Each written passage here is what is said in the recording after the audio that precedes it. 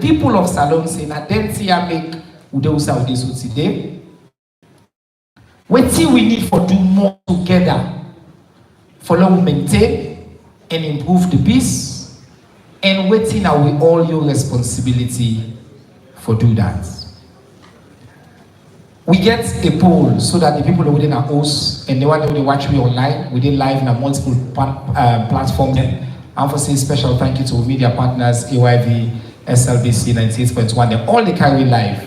We did on multiple channels, them, Facebook, YouTube, and all.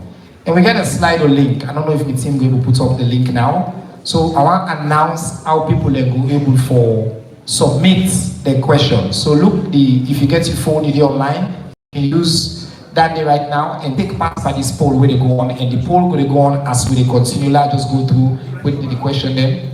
How you go currently rate the state of peace in Salon on a scale of 1 to 10 or 1 to 5. So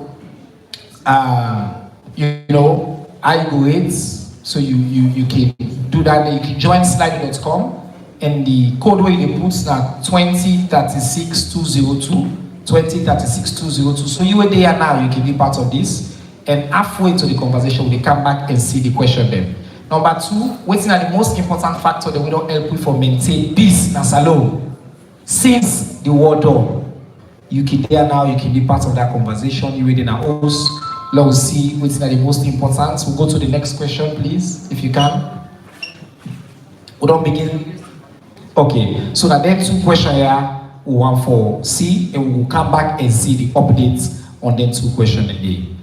But right now, I want for them to join me for invite to the high table with keynote speaker and the distinguished guest of honor for today. Before I go through and introduce the rest of the panel, now somebody we know. You don't need an introduction, but in the current chief negotiator on behalf of the government of Salon on the agreement for peace and unity. It only part of the peace process in this country for most small. Now all been take part from the TRC. Now all expedite the Truth Commission, the reports, the child-friendly version. Now a young leader. And now man we passionate about peace and national cohesion. And for really crave on indulgence and plead that we will for team up as we welcome the country's Chief Minister, Dr. David Moenina Senge, as we move forward. The Honorable Chief Minister they come. And in they can deliver the keynotes point sit down, and as we start with a video of His Excellency the President. Just a 2-minute video of His Excellency for set the tone, and then we will listen to the Chief Minister for set the tone of this conversation. And I can play the video now for you quickly.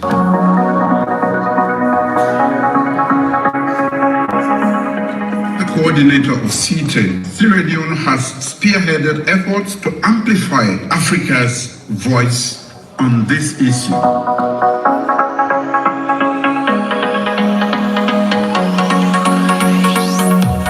Been to hell and back, and during our years of trials and tribulations, we learned quite a lot.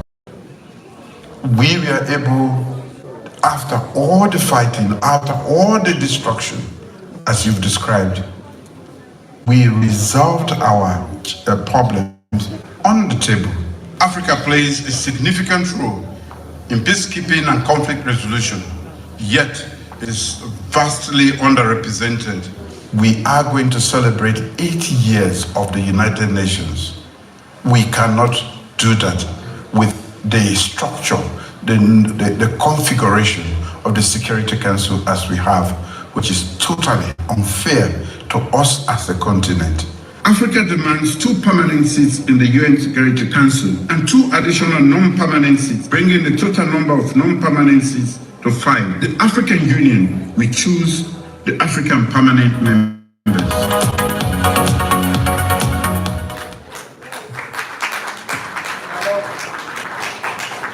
Let's put our hands together for His Excellency the President and leadership of Sierra Leone.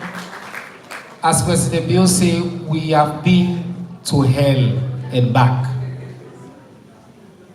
Now, before we start the conversation with this panel, for set the stone and for give we an assessment of USA we did today and USA we did try for go, please join me for welcome Dr. Moinina David Sengen, Sierra Leone's Chief Minister.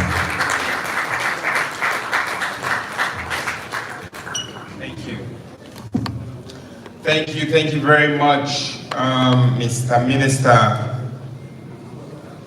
members of the High Table, other ministers and within our honorable members of Parliament, with traditional leader them, other big leader them within our, we brother and sister them maybe before the development agency them, and we represent other country them. Members of the security within our, and all we brother and sister them, and the one that we did online, you know, the inside, good afternoon. Today, we are going to talk to the Minister of Information and Civic Education in preparation for this conversation. I ask him, within the three things them what he wants for me to make a talk about. Number one is say make a talk about the future of peace. Number two is say make talk about the role of women and young people them in peace in this country. Yeah. And number three is say, as he say, you don't say we dey talk about peace, not alone, as subjects of peace and conflict to now will help shape peace and conflict conversations around the world. Within our vision, how would they able to shape the culture of peace? Hopefully I never talk too long on everything and then. So I want to start really on the future of peace. But we're not going to talk about the future of peace, as I say, without we not understand what's our day today. That's alone. Anybody we wake up now this country and know say 1 year ago, the last thing we you go say that's alone 1 year ago, August. Now peace. 1 year ago, and I'm glad the person with it 2 steps from me, now APC parliamentarian. 1 year ago, APC have been in governance. 1 year ago, we cabinet the meet, we state opening of parliament will just happen, and people them from the opposition been there inside the well of parliament. 1 year ago, plenty people them been there threatening we about what need for happen. Whether they demonstrate or whether insecurity there. Now His Excellency say it set up within then sending now we all man they call tripartite committee. Tripartite, because we know they will do peace and development work if we development partner they're not there, if government's not there, and in this case the other party, the opposition not been there. And they asked me say I for lead that tripartite committee. No cost, no the way I not see.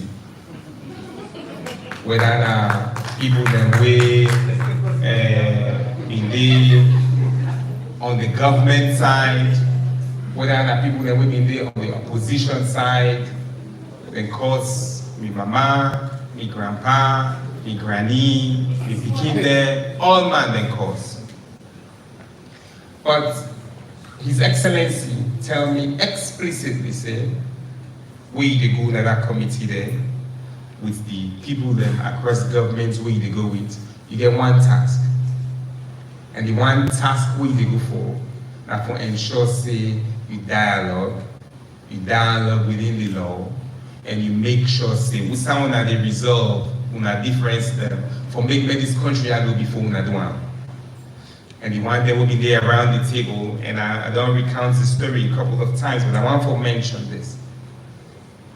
When we reach inside into money, We are around table like this. All man no hala hala hala hala. We not agree this that. All man.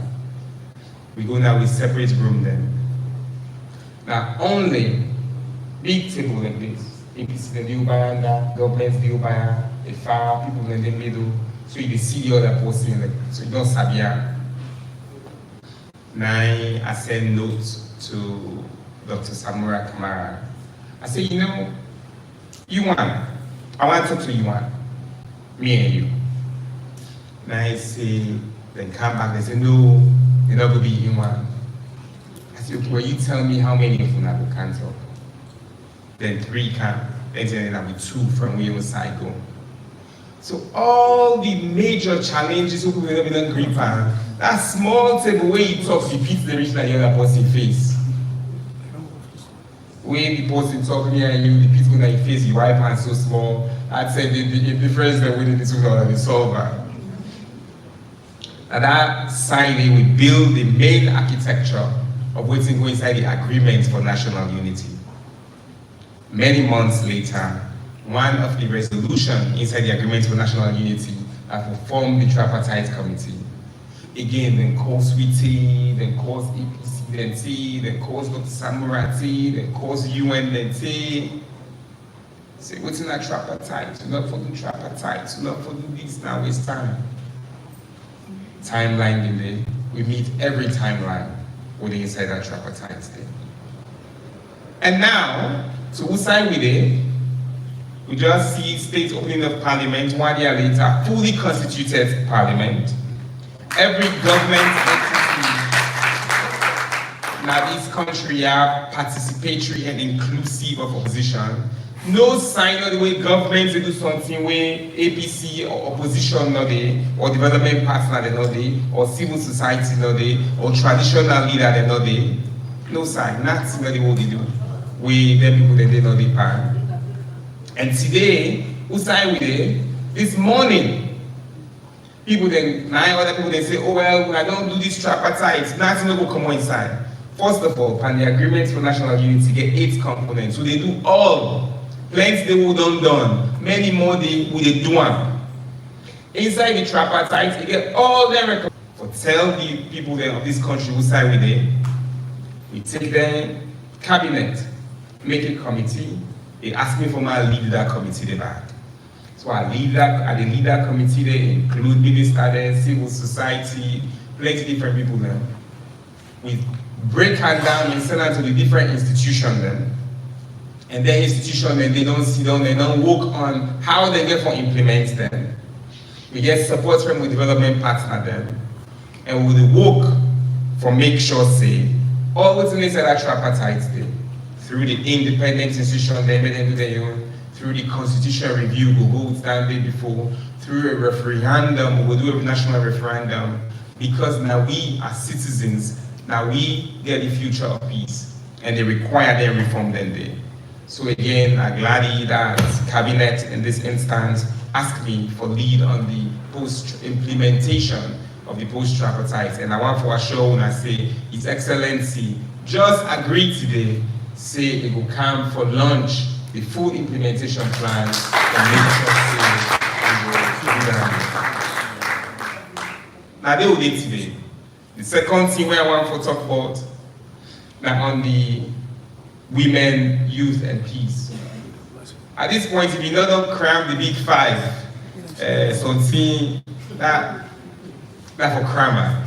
If you don't cram man, that's for crammer. It's like they'll wake you up 2 a.m. There's always like the big 5 will count there. It's like one sentence. But the critical part, and the president in big 5, that human capital development, will be the Kennedy, I don't know one day every day, one chief Kennedy. So they explain this thing about human capital, about the big 5. Say the last term, human capital development, 90 presidents say, but in don't begin member, why they find the big 5, they put human capital number 2. First of all the big 5, they're all equal, they're all important to governments, they do all. But more say why did they put on number 2? We say the big 5 now like the big 5 finger there. Number two, like pointing finger. They say number two, human capital development, they show the direction of the rest of the big five they go. But human capital development is so critical and so essential that you need women then, because that historically they be now then they lead with social development. And you need the young people then. 70% of this country are they 30 and below, are young people then. And the critical workforce are young people then. If you not get women then and young people then be MPs, they go before. So the important element this government here they promote now for make sure say women them and young people them get peace. Now inside the same hall here, the Ministry of Information bring we recently from where we can launch the civic strategy. The minister say they ask I don't know how many thousands of people all across the country on which thing will be the pillar then. One of the pillar then, the first pillar, the radical inclusion. You know they talk about peace if you don't believe in radical inclusion. Because the principle of radical inclusion, they say, elect me and you the feds, elect you in the opposition, elect me and hate you, elect me in a bad person, I still sit down with you and listen to you. And say the people that will not get inside this room, will they make sure say, will they break the walls of this room here so more people can go inside. And say it don't matter whether you poor or you the far side. It don't matter whether you not possible get disability, they don't want they can see you at that table. The principle of radical inclusion say you for at that table. So not to me put her inside it. Not to the minister put her inside it. Now the people of this country now then say it's important for with civic education say inclusion. However you want call her. But inclusion, now a central piece to how we national cohesion will take place. Means say no matter your color, no matter your gender, no matter your age, you for reach your highest potential. And at that day, an essential piece for how we as a country don't approach the UN Security Council. And at that day, I make we say, as you hear now in this country, all man knows say, waiting salon they advocate for. We advocate for 2 permanent seats at the UN Security Council, and would they expand the non-permanent seats at the Security Council. Why would they do that then? Inclusion. Because we say the voices of over 1 billion people not there inside the room. We say their voice then they therefore they day. So that principle of inclusion day and participation, not to only salon to the practitioner, not to only Ministry of Education or civic education, but that the entire country now in the practitioner for the world. The third thing we want to talk before I can talk to about the Security Council. Now we roll for peace as a culture. If anything, which I want to listen to today, I want to see how we will unlearn. We need to unlearn so that we will learn. And I'll give an example. I'll give one example. When I've been there as Minister of Education with the paramount chief then, we get several interactions. For one, we go to then the Minister of Social Welfare, the paramount chief then. We say we want to pull corporal punishment. We say we don't want men in the police who became them. That's cool. We can't go cabinet. Cabinet say yes. But we have to go talk to the chief there. I want chief put his hand up. Mr. Minister, this is a white man business. These are that thing where if you say you don't go land in America, now you the couch now. How you go cancel me? He say me will never be too pikin. If we not be too pikin, how the pikin then go learn? How discipline go there? How this? My other chief puts his hand up. I know the way to that chief they talk about to me. But me, na me your community, na me your host, I didn't get to pikin there. But me, we believe say ABC for happen. It is linked to the culture of violence within our community. Here's one thing to unlearn. I be man not like me, they beat me. Not to be talk out. And so some man they can say. Then you say some woman there from different side, and what the man they beat them, I the show say like them. The late woman, Sia, not go ever sit down there. Then conversation then we need to unlearn her. We need to unlearn the partner society where they make violence be normal. That picking at school because it distracted, because maybe it's tired, it's hungry. So if they picking those, or if they stoning brother, you take her, you beat her, you damage her. What if you say they happen to that picking tomorrow? When you self get trained, when you self get power, what do they do to other person? They beat her and damage her. When in self in our community, when you get wealth, when you strong pass, what do they do to her? They beat her, kill her. The second thing, what we need for unlearning is related to this. And you say, people that are jealous, who is jealous, they do anything, hurt one because he's jealous. And hurt the one who is jealous. This weekend, somebody jealous because other person go meet that one girlfriend host, it kill her. Apart from the fact that Bokuma they get dozen girlfriend, they don't kill them all.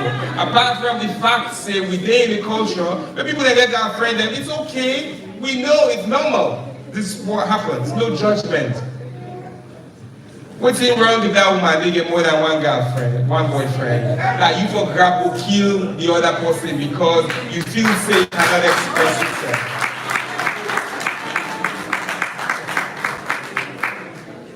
It's this culture of possessiveness and ownership of the woman body. People then feel say that they get woman body. And so, as a man, you feel so strong and powerful in the young world that if other woman they look you, if other man they look you, if you go kill them. We must unlearn the culture of violence. And it starts from way jealous, you have the one. Way you not beat you with, you know you should say you like her. Way you picking, misbehaved at school, if you beat her and say you pull mark them back. And final example, we're all in a group then. We're holding and causing them mama then they bully them, cyberbullying. People that we don't get face, they just they be in a number. 0000900, whatever the number is. We can then group them there, with the left sit down, with the all watch. Then they cause, mommy cause them. Then they tell people then think that we don't need for happy, and we all just sit down, they laugh, hey, hey, hey, like, hey, hey, hey, emoji. How you feel that at the end? Violence. At the end, in violence in the physical world. Which is why the people that will preach violence and hate in the digital world, governments don't say we cannot stand for that. Which brings me to the point about what government has done. The Independent Commission for Peace and National Cohesion within IAC, set up 3 years ago, 4 years ago. And about 19 other entities there. Very NDMA in IAC, we still see NDMA they do. National Public Health Agency. These institutions of government are essential for making sure say peace and national cohesion there. Final 2 points. You know, President Bio na blessed president. A blessed because we didn't sign with it today because of our many years ago. He was the Minister of Information today. I just put her into slight context. 1997. People that here will have been born inside 97, put your hand up. If you're younger, if you've not been born by 97, put your hand up. It's okay, hand it, but I'm not shame, it's okay. It's okay, on the high table, okay. Why would I be ashamed?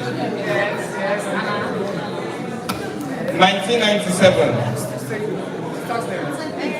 The UN Security Council gets an oil and arms embargo on Salon during the war. 1997, we all been the run, Johns have been there. We don't really go to school 1998. 1998, other coup in the back 98, eh? Or I mean invasion. Coup in the air first. June 1998, UN observer mission set up by the Security Council. October 1999, the UN Security Council established UNAMSIL. February 2000, Resolution 1289, the UN Security Council decided to expand UNAMSIL. May 2000, they expand UNAMSIL back. At that point, the largest form and the authority would then give the UN for participate actively in conflicts. Now, Salon, I mean, one of the first terms they wouldn't do that day. Resolution 1346. Between the term when they establish UNAMSIL, so when UNAMSIL begin wind down their work, then disarm and demobilize about 75,000 ex-combatants, including child soldiers. And as the minister said, we work with some of them child soldiers and they when we not became them. The UN decide for set up UNIOSIL where they integrate peace, for consolidate peace. Resolution 1610, June 30th, 2005, for extend for the final months. Then transition landing to the Integrated Peace Building Office, March 2014. Ban Ki-moon came here and listen to what Ban Ki-moon said. For wrap up with the final decision of the United Nations Security Council. Ban Ki-moon said, Sierra Leone represents one of the world's most successful cases of post-conflict recovery, peacekeeping, and peace building. And I clap for Sally. So where many years later, I get that privilege for Sidon being President Bill, where the chair the UN Security Council. President Bill and President of Salon, but that day I've been President of the Security Council and President of the world. It became clear to me that waiting we can't talk here about the people that many of the people that were at this table be there around the table, there been to Mali 1, been to Mali 2, they were there. Peace and national cohesion, not to today work and not to at the end, but it's an ongoing effort and process where we all do. So, day before yesterday, I've been there with the president inside office. We've been there one meeting, but CNN been there on. And you see the joy in her face, where you see Imran, Ambassador Imran, the chair, one meeting about peace and security in the world. This country, where I read all the resolutions that the UN Security Council been to make for end and shape how the world will approach peace. Now they contribute to shaping peace around the world. So I want to end on this final piece around dialogue.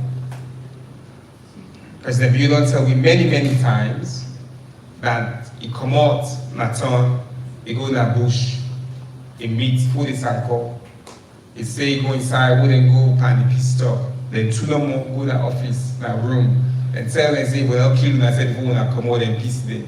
They go in that room, they don't kill themselves, they can't. We see how that they end. I don't work I go to APC party office headquarters in the middle of a crisis where nobody ever hear mind about your APC party headquarters. I go there, 1 floor, 2 floor, 3 floor, then welcome you, sit down with APC. We don't know, say, in this country, dialogue is the only guaranteed way for speaking about peace and national cohesion. So, I'm glad that we're here today, and I want for, on behalf of His Excellency, really, because you know, this before I come on, I go to the office, I tell her, say, at the camp and this town hall. On behalf of His Excellency, I truly want to all congratulate the Ministry of Information and Civic Education. Because within they don't do, they don't normalize dialogue. They don't normalize civic participation.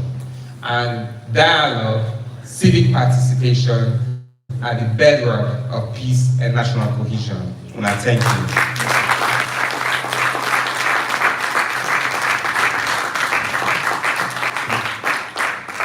The Right Honorable Dr. Moinina David Senge, me paddy, me brother, me ally, we work together from when I picking them, we don't live together. I remember the picture we shared recently, and the picture of back in the days of Salon, when them in the demobilize the picking them, the ex-child combatants them, and they get them in a place where they call in-skin care centers. We, in the goodie, for go talk to them. That picture they, why wear that green, don't see why they wear green, and there we find something. When they make you one doubt, say, we've been daily for talk to him, come picking them, for help them, for come back in a society, for build a culture of peace. Thank you for your leadership, and thank you for where you don't set the tone. Now, we want to get people their voice here quickly. We'll get a quick short video, we want for sure, waiting people to think about the culture of peace, and then we come to the panel and start the conversation. So just give it just a 2-minute video quickly.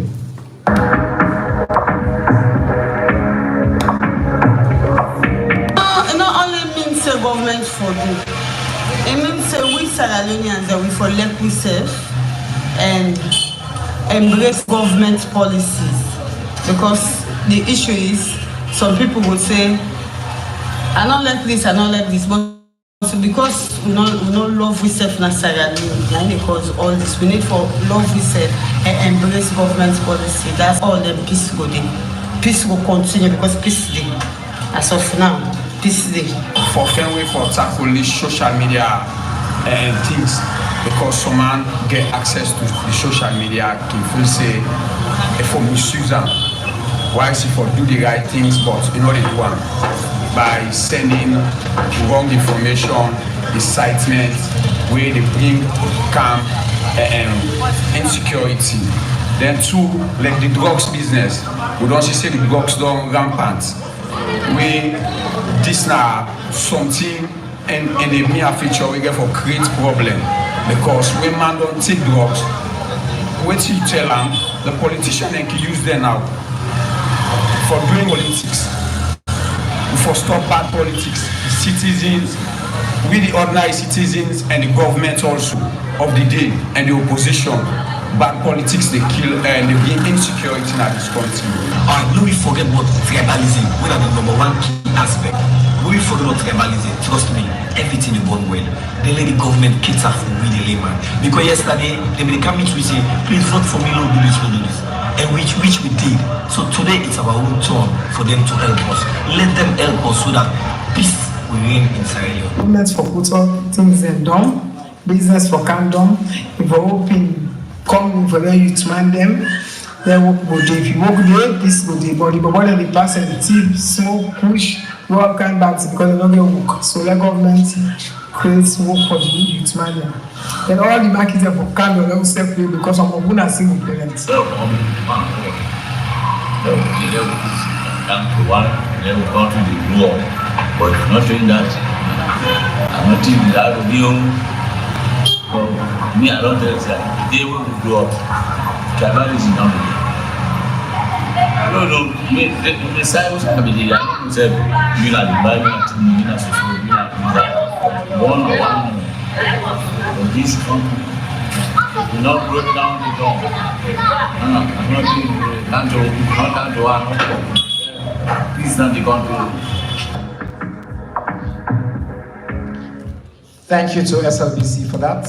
A little clap for the people that will contribute and views there. Varying sets of views, economic issues, stop bad politics, end tribalism, all linked here we want for can talk about. We get a complex panel here. I don't know, I just name the panelists then quickly. We'll just clap with them as I call the name because no one spend more time than would already spend. Right here, Anna Kagbo, they represent the UN Youth Advocacy Group. Now we'll clap for Anna. We get the Honorable Assets Amahoy, the Minister of Gender and Children's Affairs, Dr. We get my sister Sally M. Adams, Women's Forum. They are Anti-Mali Mokande, where they represents the Market Women's Association. My brother, champion for peace business at this country for a long time, Family Talk John Coker, who for I collect to call me former self, the former president of, the current president of the Children's World Network, Philip Akridol, as well, where they are the Director General at the Ministry of Foreign Affairs International Corporation, Ambassador Victoria Soleimani, the UN Residence Representative AI Rudolf Schwenk, and also the UNICEF representative at the country. When I already meets the Chief Minister, and then after we get my former colleague, Feminist Extraordinary Josephine Kamara, Director and Purposeful. My brother, very outspoken opposition leader in Parliament, the Honorable Daniel Brahma Koroma. I want to especially clap for that. Thank you for where they are with me. They represent the All People's Congress Party and the leader in our Parliament, we know they are Honorable Abdul Kago.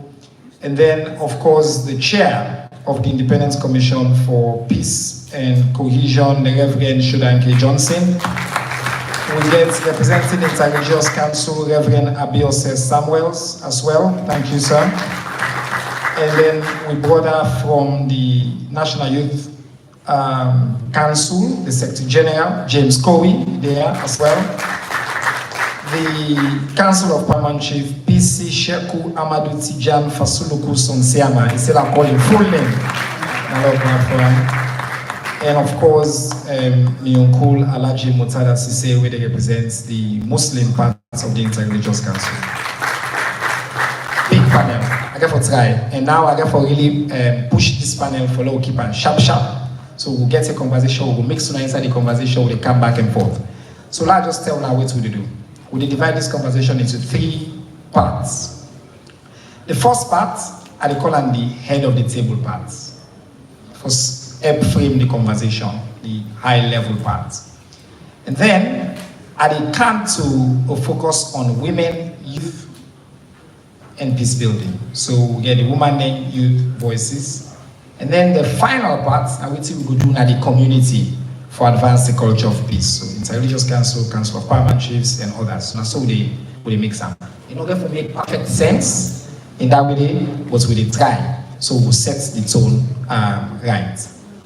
The first possible one now we brought Rudolph from the United Nations because I also want to help for frame. I don't say in English you can talk. I don't say your Creole is really good. But I'm going to give you a pass and let you speak in English. Really, I know there were 3 sides to the tripartite, and I like to remind people of that. It was the United Nations and our development partners. You play a critical role in helping to bring us around the table, making sure we keep this going. And part of why we're having this conversation as well is because we're not just talking about peace today because of our role as a country. Very soon, next month in New York, there is the Summit of the Future. And one of the critical pillars of that conversation is about the future of peace. So we're trying to link this all together. I want in your brief opening remarks, if you may, to help us frame why that is important for Sierra Leone. Over to you, sir. You can sit there. I'm going to ask everybody now to sit where you are so we don't have to stand. Yes. Wonderful. Thank you so much. Actually, I was hoping not to speak after the Honorable Chief Minister because he's such an excellent speaker. I did not understand everything, but what I understood was excellent. So thank you very much for setting the tone. And thanks very much also for organizing this town hall. Because let me say the bottom line first. Without peace and cohesion, there is no sustainable and inclusive development. Yeah? And we cannot achieve that without peace and cohesion. And let me also, coming back to the video we saw from His Excellency the President, congratulate Sierra Leone for taking up this presidency of the UN Security Council. Supporting peace globally, that is not a minor thing, and taking the opportunity also for several signature events. There was a discussion on the permanent representation on the Security Council, and the Secretary General, who is here behind me, and I represent the Secretary General today as resident coordinator ad interim, fully supports this. So Africa deserves a seat, a permanent seat at the table.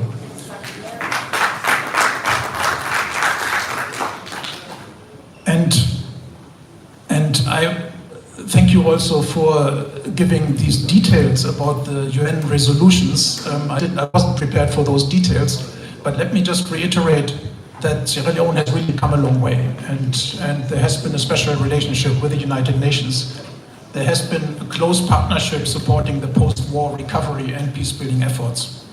And as you said, it started in 1998 with an observer mission. It morphed into a peacekeeping mission for several years, for 7 years actually, and then ended with a peace-building office that then handed over, if you wish, the responsibility to national institutions and the people of the country in 2014, which means it was a certification that the country has matured. And that, I think, is very, very special. So these missions have helped Sierra Leone to stabilize and support the recovery from the civil war. Now, was this the end of the UN engagement? It was not. It was not, because the United Nations are here, the United Nations team is here, and the Peace-Building Fund, which is a global fund that was established in 2006 to help peace efforts globally, has strongly engaged in Sierra Leone in different areas, in state-building process, in conflict prevention, resolution, social cohesion, in peaceful elections, justice, security sector reforms. It was even, and you mentioned the cyberspace, and with social media, there was an I-Verify platform established to help counter misinformation, and that, I think, was a great contribution also to the peacekeeping efforts, if you wish, in the country. The Peace-Building Fund has also helped to strengthen human rights mechanisms, including SGBV protection, rights of people with disabilities, community dialogues, early warning systems in the Office of National Security and police headquarters. So the UN and the United Nations, the Peace-Building Fund is very, very strongly engaged. There have been school-based dialogues that were facilitated. I have, by the way, also witnessed myself the power of such dialogues. You mentioned dialogue when I was in Bombali district after the elections, and I met some young people who participated in a peace-building fund-supported activity, and they were very passionate in telling me how they encountered conflict and how they were able to mitigate the conflict. Yeah? And that for me was very special to hear it firsthand from the people who benefited from it. It's also about trust, right? We have to have trust between government and the people. We have to have trust between, for example, the police and young people. So there are projects like empowering youth bike riders as agents for peace. All of this is implemented by different UN agencies. There are youth at-risk projects. So all of that is ongoing, and we will continue to do this. And just to mention that in our newly launched, again by yourself, the Sustainable Development Cooperation Framework of the United Nations, a strong focus, a whole pillar, is devoted to governance and economic transformation. And that is considering in particular marginalized and vulnerable groups, women and youth. and supporting institutions for accountable governance systems, effective resource management and evidence-based decisions. So that will be fully aligned also with the National Medium-Term Development Plan, going up to 2030, which, by the way, not many people know this, is also innovative. When we had the discussion initially, the government thought maybe to go a little shorter, and then now fully aligning with the SDG up to 2030, I think is also something to be congratulated, and the United Nations are fully engaged. Maybe last, before you cut me off, I can read body language. The Summit of the Future, which is going to be linked with the General Assembly, is a follow-up to the SDG Summit last year, and it really focuses on global governance. It wants to reinvigorate the multilateral system, accelerate SDG progress. There will be dialogue also with young people. There will be side sessions. A full day is dedicated to discussion with young people. So this is something very special. I call on all the member states and stakeholders. Civil society will also have a space there to fully participate and to contribute to the pact for the future that hopefully will be the outcome at the end of September. I stop here. Thank you. Thank you so much. Thank you very much. Let's please put our hands together for him. Now, for the rest of the panelists, I really want to make this as interactive as possible. So at the beginning, do a timer for 3 minutes for our interventions. So they keep on sharp, because otherwise we'll sleep now, and a lot of people have a lot of things to say. I'll give you an exception from the APC. I'll give you 2 additional minutes, so you'll be 5 minutes. But first, on the Pact of the Future and the international, the work with Salon do, CM already talk about the presidency of the Security Council, but also you as the Director General of Foreign Affairs, Madam Suleimani, talk about why this Pact of the Future is important to Salon. Help with for Freeman quickly, then we'll come to you, Honorable Brahima from the APC. Go ahead. 3 minutes.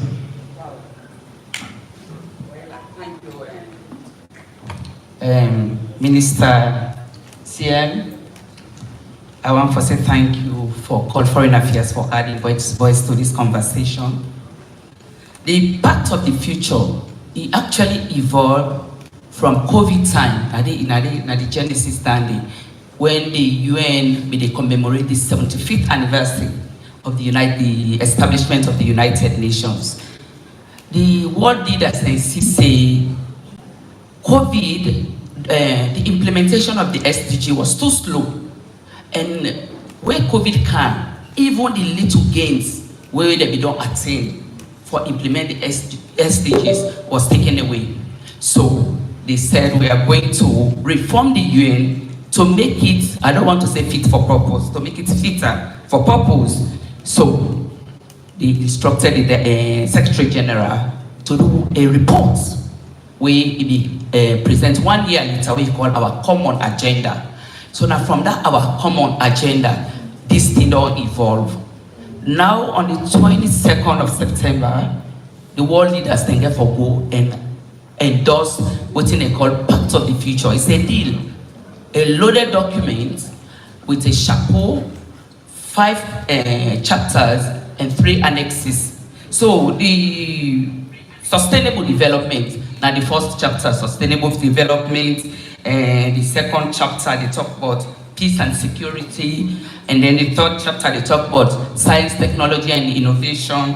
The fourth chapter, youth and future generations, and the fifth chapter, now they talk about the global governance, and they get 3 annexes. The 3 annexes, they talk about the global digital compact, the declaration of the future, and the intergovernmental negotiations of the UN Security Council. So this conversation could not have been more apt, really. It very much in place that President Bio don't come out, he don't make that powerful statement on spotlighting the historical injustice where the left Africa being will not get no seat in the permanent category of the UN Security Council, where the most powerful organ of the UN, where they talk about maintenance of international peace and security. So this Pact of the Future, now a deal, and it's under negotiations right now. In fact, the 3rd revised version, then get for adoption shortly in readiness for the leaders there for go endorse. President Bio will be one of the leaders that will endorse this deal for multilateral cooperation and how we build on the lessons that we don't learn, especially with Sierra Leone, a post-conflict country. One of the key priorities like the Security Council, we're in a peace and security, and then we are talking about United Nations reform inside the Security Council. Chief Minister, Sierra Leone is the first country. We don't take this conversation from the UN General Assembly. Intergovernmental negotiations is meant to be in the General Assembly. So people were saying, oh, are you taking the IGN from the General Assembly? No. We just want to take the top on the Security Council inside the organ where they don't met this historical injustice on we, so that we go spotlight. Thank you. And we saw the reactions. All the one that we speak after we President Bill don't speak. The Pact of the Future is important. It was a very loaded document. Now, Wilbur Roden don't take for representatives of Germany and Namibia, then say no, they make and short. So now I make them the under 5 chapters, brief, so that I go short and precise. But then the 3 annexes, I don't know. One of the annexes is intergovernmental negotiation. I have so much to say. All right, another clap, please, for DG. And I want to take this opportunity to congratulate you, boss, the current Foreign Minister, Timothy Musa Kabay, the Deputy Minister, and you as the DG for our leadership.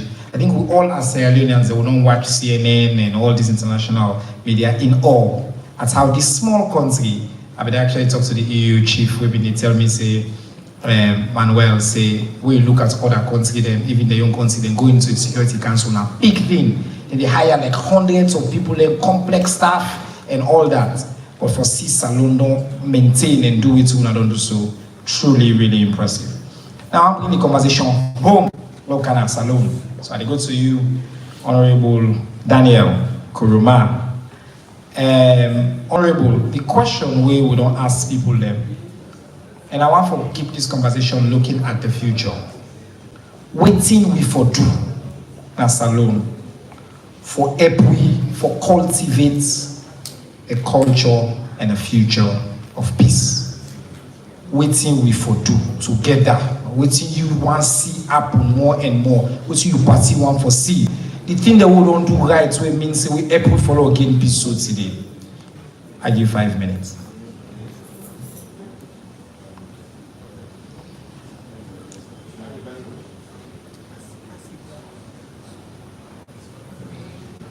Just use the mic, we don't walk this no baby.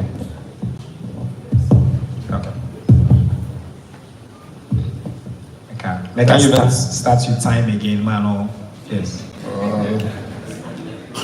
Go ahead. Thank you very much, Mr. Honorable Minister. I will take the cue. I will ignore the provisions of Section 97 of the Constitution and also 38. That as a sitting member of Parliament, if I'm to be treated honorably in and out of Parliament, under Section 38, you cannot limit my time below 30 minutes. That is what the law says. Section 97 and also 38. But in the interest of progress, I take the cue. We appreciate that, Honorable. Thank you. I will present my 1 hour speech in 5 minutes. Just one. Just one. Government in, this is frank discussion now. Government in, government out. The manner in which we make our laws. We make our laws to be our servants as government in power. That has been the tradition. We make laws to be our servants as government in power. Forgetting to note that that same law, which is our servant now, is very good. But one day, that same servant will be your master. When power changes hands. And then the struggle continues. That has been our problem. When I come, every legal procedures or legislative processes we twist, we coin them to serve us. By the time we leave back, we regret. Because it bites us. Government in, government out, this is our singular problem. And as it is now, in my capacity as a deputy leader of opposition, I'm here on the instructions of my leader, Amudu Abdulkabu. I've seen notices on social media, not one, not two, not three, on an ongoing constitutional review process. Ongoing, not planned, ongoing.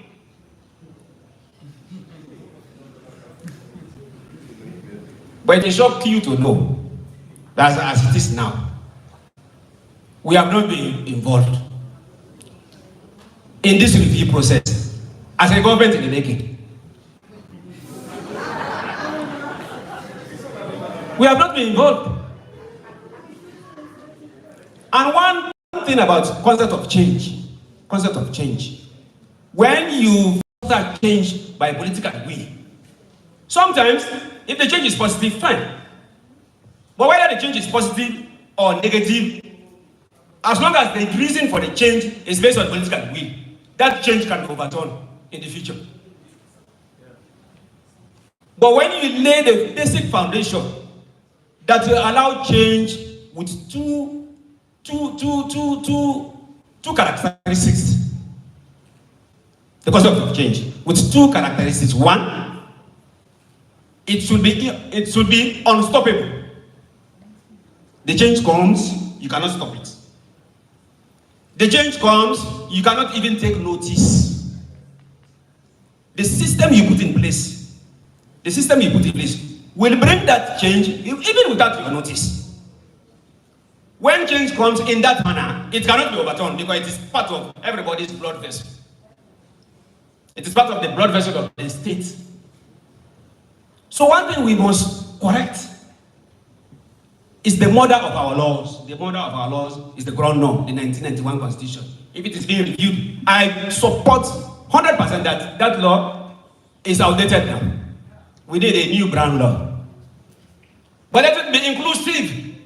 Don't take it as if it should be your servant as government in power. Because one day, you will be out of power. And it will be your master. Then you regret. It applies to all of us. Of course. We have been in power before. We did certain amendments. As everybody had been in power before. They did certain laws. Power changed. We've all seen both sides. APC has seen both sides, the other side. SLP has seen the other side. So what I'm talking now, you are my witness. Thank you. So on that note, I stop there for now. Can I now clap for the honorable, please?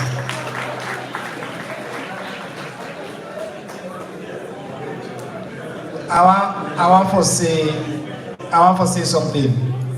CM say we need try to create the culture of peace and dialogue in this country. Just recently, on the day of His Excellency in State Opening of Parliament, we get some international guests that will be there. Now the panel, I invite the Honorable Abdulkabu and the leader of Wiyong Party in our Parliament, Honorable Nyuma. We get a frank kind of conversation. Firm, but like I say so, in truth, direct, and we can disagree. That's not the culture we want for building in this country. It's not possible if you not participate. It's not possible if you not can hire.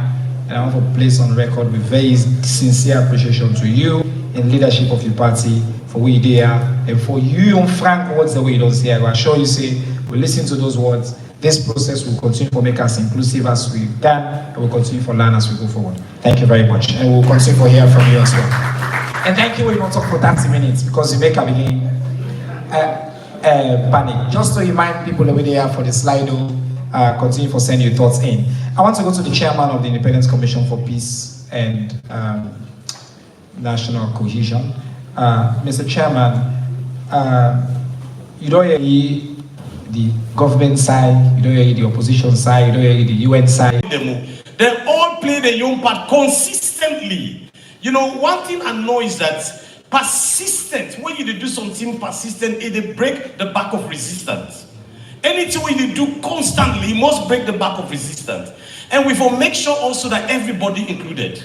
This is not thing because this man no go to school, this man belong to this color or this color. All man at least are the way forward. And we don't reach someone at the country, we don't become so colorblind. I will tell you something interesting will happen. When the American, they celebrate the Independence Day. This is what me observe a good day. They put bead in our neck, different kind. Over the people, they put the bead.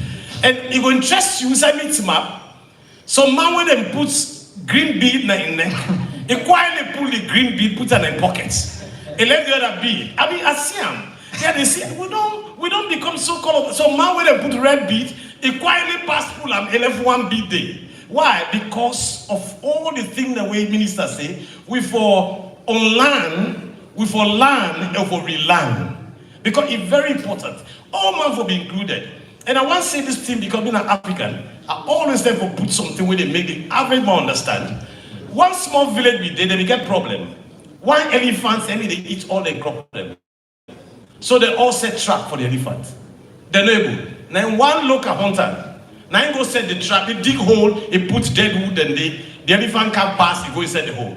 But you watch the size of the elephant, he say, this elephant, I'm not going to take him. Now you go to the village, you go tell the village, tell the chieftain. Say that elephant to them, but we find out you don't follow inside trap. Lord, go take him. Now the people then pull all the instruments and begin dance. Baby dance, they begin sing. We don't catch we elephant. We don't catch we elephant. We don't all man they sing, they go. But this one man when he said I said the trap, he left behind, he begin sing, I don't kill me elephant. I don't kill me elephant. Now the chief hearing his song, I said, no man stop. So man stop. Then they say this man is sing, I don't kill. Why then they say we? Now the chief said, no, I'll go back to that village. That man I don't kill elephant. May I go take her. The man can he look the elephant, he look at the hole. He sees enable. Now he go back to the village. As he reach at the village, now he begin sing, we don't kill we elephant. We don't kill we elephant. So all man join them. All man join and they come, they take the elephant can go to town. Because now we, at this time, not to now we don't kill we elephant. Thank you so much, Reverend. I think elephants eat, not to picking load. And waiting we don't do as well at the ministry. After November last year, we launched a campaign called Salon Big Pass We All. I don't see that name. And for remind we all say, the they say, the country bigger than we all. And no matter what you be, what you do, that you be, Salon, na for put above all else. And so the national anthem say, and so the national pledge say, and put her interest above all else. High we exalt the realm of the free. Now the national anthem, now the national ethos Daniel and Salon. So thank you for reminding me of that. I want to come to you, John, because I want to let you talk about at the grassroots level. You work, people that know you, you don't win plenty award. For women, small land and small picking, you don't need to do peace building, family talk.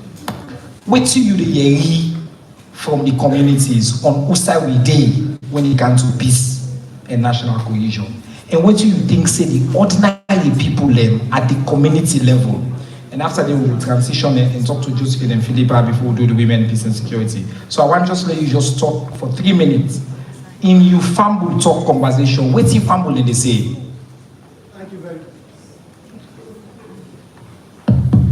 Thank you very much, Honorable Minister. First and foremost, this is really great. And I'll go straight to the point, make use of the 3 minutes. One, people learn to a large extent, they're conscious of the peace. But I think, to be fair, we also get our uneasiness because of the way the politicians there and the other one, the way that the underground politicians there, they micromanage their involvement at the community level, the words that they go with, then they mislead some community people there. So what do they want to do? The approach now is how the communities then go there at the center of their peace and development. And this I go tell you, say, the Ministry of Local Government and Community Affairs, the Ministry of Development and Economic Planning, alongside other ministries, the Ministry of Gender, they try to get a conversation at the village level, whereby the village, the unit, not section, not chiefdom, how we go internalize the culture of peace. How that person when they come on a village, when he wake in the morning, how he go ensure say the host happy? Because when the host not happy, when you go na do, you go that kind of problem there, and your approach to things will be different. So basically, the approach is let's see what can be done at the village level. And I think say the government they also talk to development partners them for make them support villages. First for maybe amend the law for make we get village councils, whereby the village now you get 7 borehole now a village, so that I want the work. What thing do because when they go to then now one NGO go to or one partner, but if they're going to hand that over to the village, say this is yours, the piece we will get now we get that. Make sure say nobody not come on and do or outside the village for cancer powder. So basically, people want to be involved. People want to be at the driver's seat. And we hope, say, with this new approach where the Ministry of Local Government, the Ministry of Moped, they work towards, they go able to open up the space for me to consolidate the peace with it. Make no mistake, the peace we will get, we all appreciate the effort and way the government don't make, the opposition don't make, and other development partners. But the government of the day, in primary responsibility, now for protect, preserve, and encourage people there for make we all become peaceful in Sierra Leone. Thank you, sir. Wow. Sharp. You even give me 36 seconds more what I can use now. Thank you so much, John Coker, and thank you for your work you don't do in our communities and for countless years for promoting the culture of peace. I want to come to the feminist activist na the panel. We Josephine Kamara from We Are Purposeful. Full disclosure, I mean, from our homeland, We Are Purposeful. So, Josephine, one of our partner in this conversation, from your perspective, I'm not saying the conversation that we don't get, you don't talk, say peace not to just follow, we talk about peace na salon. That waiting they happen around the world, we get a duty. And I'm not saying that you're passionate about. Why the culture of peace conversation at salon supposed to include waiting they happen around the world and our neighborhood? 3 minutes. Thank you very much, Mr. Minister. One, because the UN Foundation consider we as a global actor when it comes to the conversation of setting the agenda for waiting peace and security for the world get for look like. Then one. Before I go too deep into that, one for be able for at least help people and for understand that peace is not just the absence of war. Because most of the time when we talk about peace, people quickly say, oh, we're not in a salo, we're not in this place here. So meaning we are a very peaceful country. Peace now is social construct, now something where we they build. It involves different layers and different bricks and what they put together. It involves with social interaction with each other. It involves with ideals them, with cultural understandings them and political agreements them. And then make a glad for say the opposition person there and they get the opportunity for speak in your own fruits. I want to make we also know that when we talk about the conversation of peace, it also ties with the conversation of equality and dignity of all.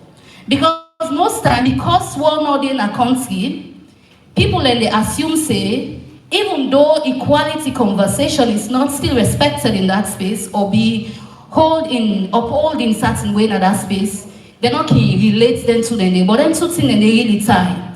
The reason we make them two things and they really tie is where there is chaos and crisis, we know say for many time, woman and girl picking their body now in at the battlefield. Me na possibly born during the war, I grew during the war, and I experienced the war in my body.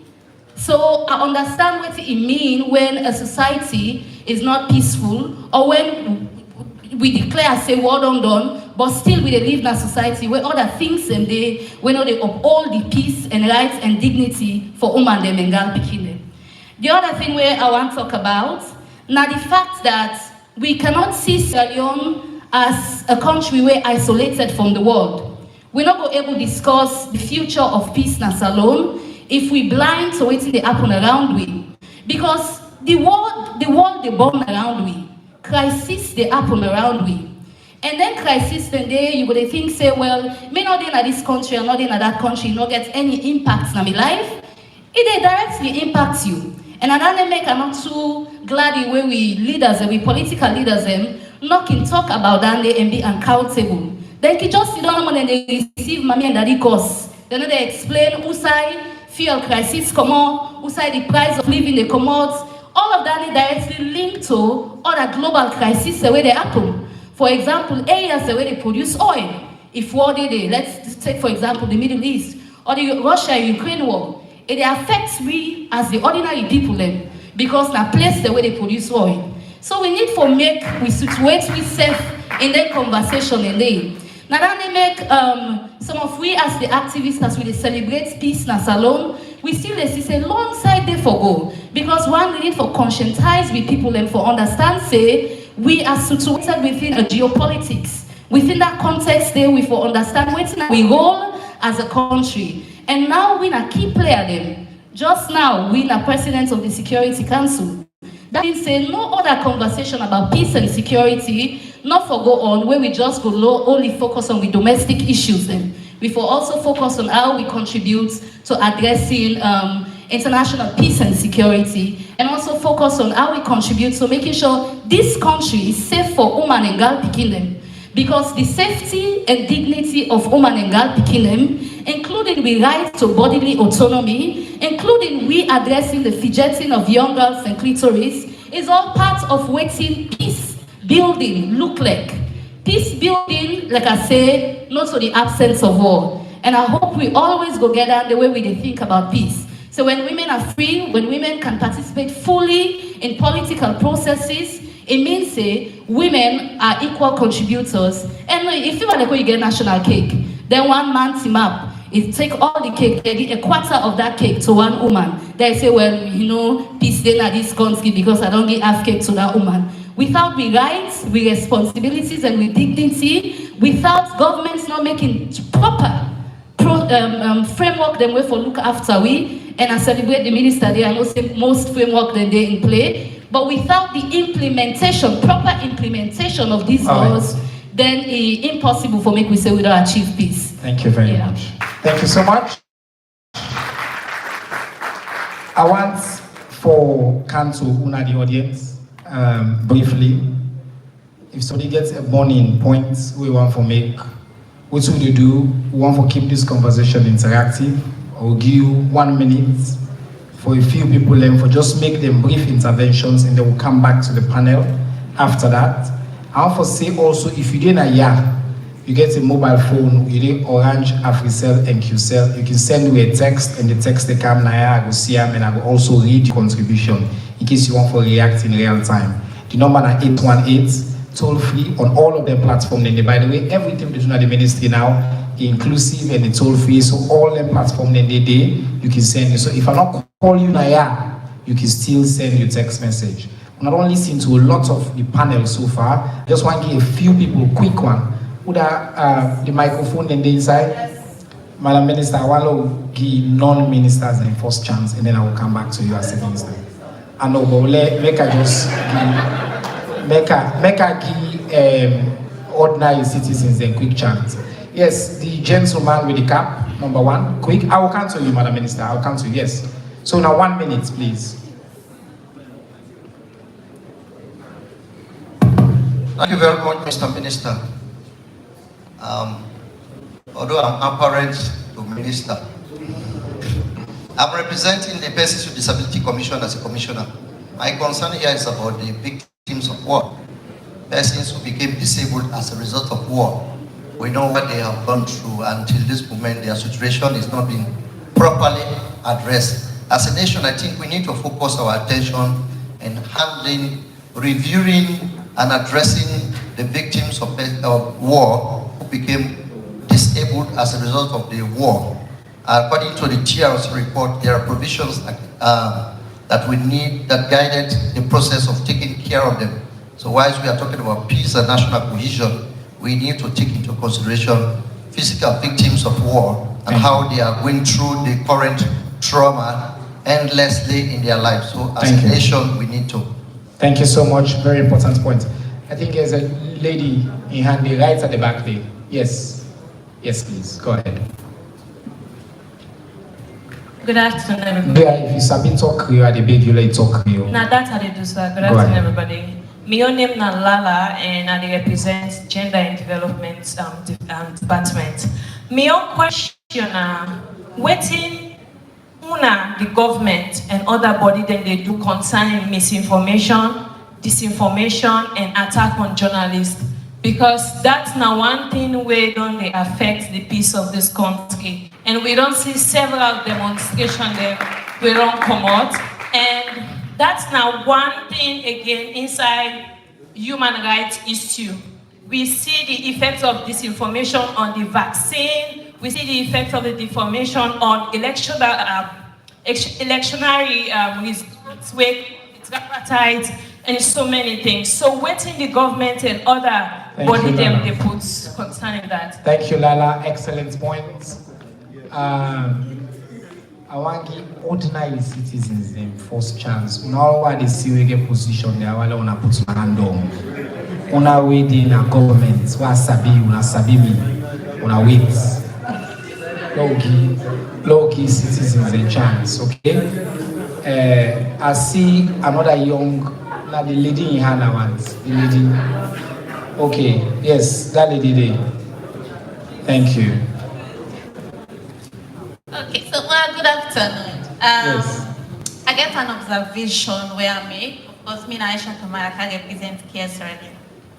The observation where I make now that we don't use entertainment for send a lot of messages for develop peace na salon.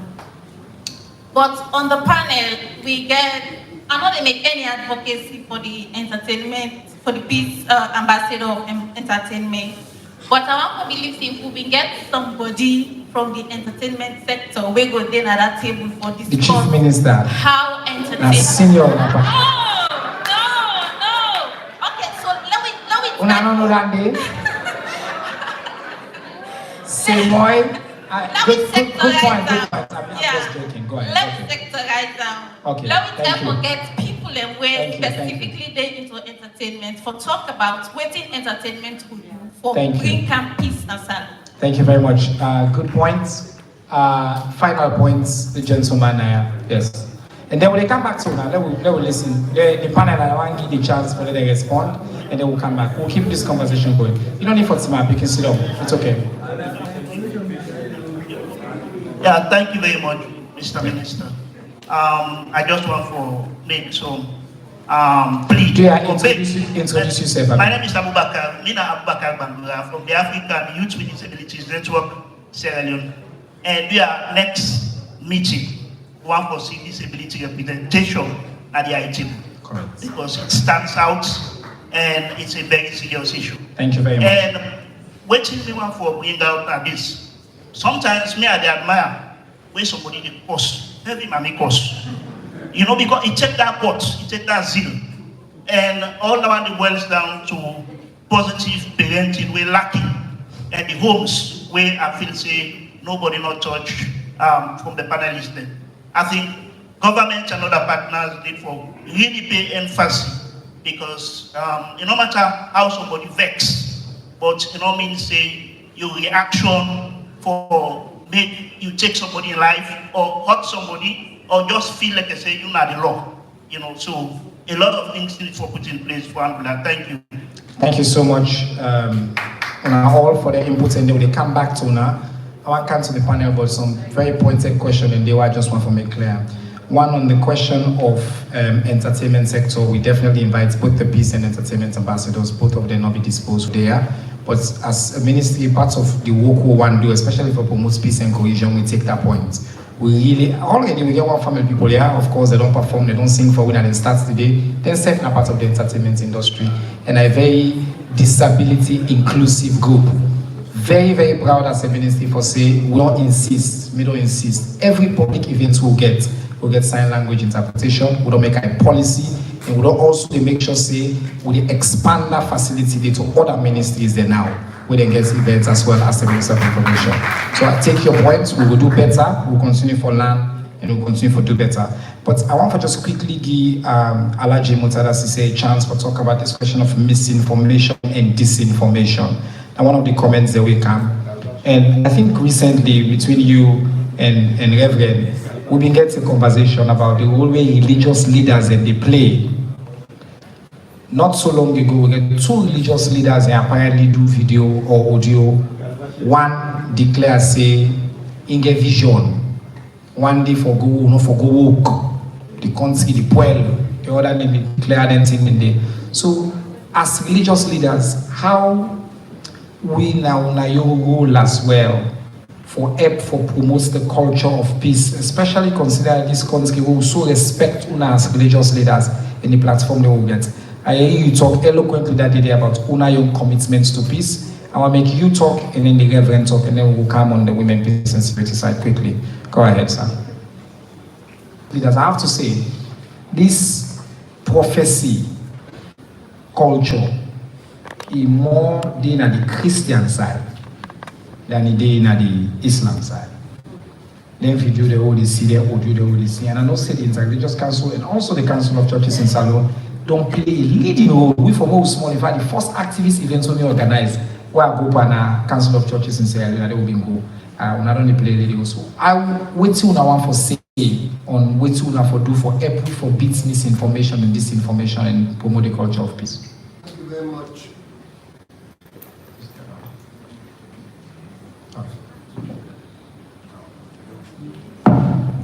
Thank you very much, Mr. Minister. First of all, I have to say, we got a big journey ahead of we. If we look who's we don't come out, who's we do now, and who's we want go, we got to take bold and deliberate steps.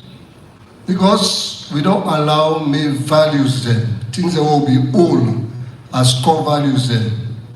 Now we country make them go away. When we grow up in this country, small one, unity been there around the community that we offend we serve. We know who that they talk, we know say this way they talk, na good thing for we, or this way talk, na bad thing for we. We been get other communities and the religious leaders they will respect. We been get teachers then. When they tell you teacher they come. We been get security personnel then. When they tell you soldier man they come, because that time they was soldier man self. Now voila. So when that kind of people and they been they talk, we been they listening. But we come to a situation now where we look to say lie, now fancy, and lie when they come off from leadership candom. So from that now, even they believe the lie, pass the truth. So that when you self they go as religious leaders, you they try to tell them, say this is the truth. This is what the government is saying. This is how it should go. People then they look and say, you know, nonsense. Somebody look. I go to one community, they are not travel also in this country. When they just pass this child marriage act, and go there, go and they engage them. Now they tell them, say, why not come out of this country? Where say, picking them, no for marry them. And all the other people and the marriage also are telling you already. As I begin to all that, the other they first begin grab, and the mammy them. And the mammy them begin grab. After the mammy they don't begin grab, then one man till up, and I say, Reverend, he say, yeah. He say, yeah, not to marry there. I say, yeah, now, give belly na ya. And when I give belly on, I will put now say this man I don't give me on the age begin or you don't marry on the age begin. So the value system, Papa, it don't go. Some of the nation, there are certain values them, like honesty. First time them they tell you they go to school, they say learning is better than silver and gold. Wealth is better than everything. So all men they go down for the gentry. He forget the morals being the gentry. And Jesus said, do unto others as you would have for them not do unto you. So make we watch ourselves. Make we watch ourselves or do the good things them. We will change the country, sir. Thank you very much. When the people of God they talk, we just listen and learn. And I tell you thank you for that. But just want to say to the person who is saying that Gibele Denaya, law day already for Gibele. And if you Gibele to person who is under 18, the law is very, very strong because we will send you go jail for minimum of 15 years. And that the President Bio stand for, the Honorable First Lady stand for, and we all they push that there as well. But you're right, we talk about values, and we we all for do together for define what are the values. Quick one, watch a video on women peace and women in peace building as alone, 2 minutes, and then we'll come and talk to the woman leader, the Wogaya, on within a woman, their own perspective, and within the state of women peace building at the country. Okay.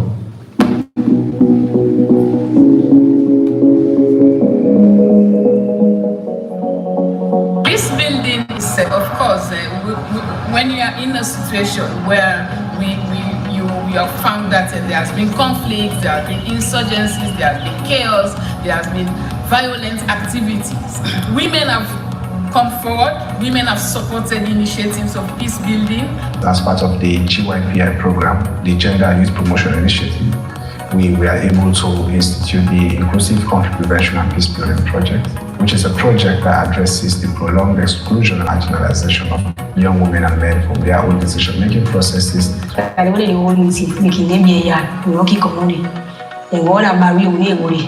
next time they call meeting and marry, they can call me the go there. First then, we see the girl, we see woman, una come here. Woman business don't depend this. But now we tell God thank you. Any meeting with any owner this children now, woman go Monday. As an ambassador, what I'm country, what in for do way will make the community will get in peace.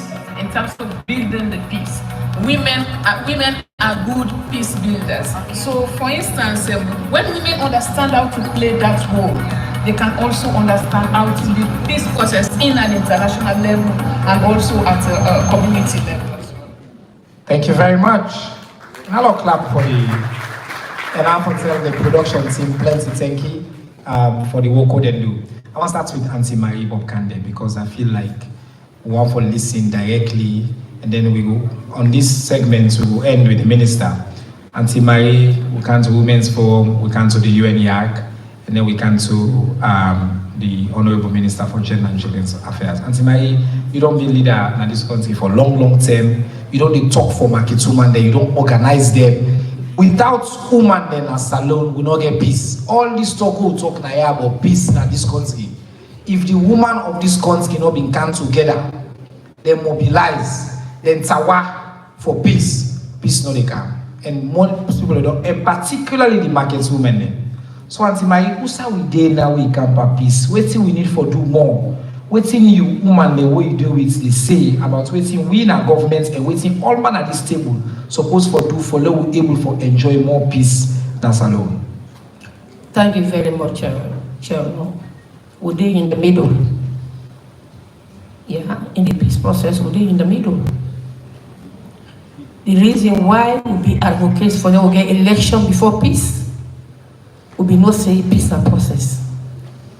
The goal was straight month, but the peace, it's now the person. And then we will get 2-3 elections, so all different people they come for this country because of that particular issue. People are not truthful. They're not honest, they're not truthful. And if that's what they continue, God bless me quick. The governance issue. People, President Julius Maada Bio, they appoint ministers, directors, he give them job description. They go according to that job description, without bias, without anything, inclusion for day. But it not happen. It not happen. And when you say peace, but if I sleep angry, I not get peace. Peace no day if I don't sleep angry because I get picking the wagon for support. So the peace not only tap silence of the gun. Peace na broad thing, it diverse. If I sleep angry, I don't get peace. Yeah? If I don't go buy clothes from the beginning, I don't get peace. Now school don't close. And they go buy black sandal, that's what they call them, plastic shoes there for picking. First time we go school, and this country, we say, na class sandal now we went for go school. We wear crepe, we wear dollar. Now majority of the shoe picking they went to school, now rubber suits. The resist in Kamo, it could be done. The resist in Kamo, it was passing, because you want to, not going for where, pass through that. All those issues, they are peace. The other issue is, today we sing the pledge with the singer, if we didn't have heart. Because God not to pick him up. God, they see all what happen in this country as well. People get for pay in different ways for destroy this country. Yeah, if they're not left, believe me, God will hold them. If they're not hold them, they're going to generation. Who they slam? I want to fool. Who give people the whole pastor house, or whether all fight, no finance country house, who see the pay where they get in the beginning, but we know the land. And as a government or an opposition, we know why all three of them disagree to agree. We now therefore try for make agreement for say the people are the priority. Because now we all day in a state house or in a parliament or in a now make go represent we. But not for represent we for God and Nabi. Because you take oath for say I will do my best to protect my people. If not do benefit from our wisdom, passion, and moral clarity. We finally will all get. So I'll tell you thank you, Auntie, for that. And then pray the way pray so say God will pay. And remember our go down. Now you better work hard. So that we got the pay me good.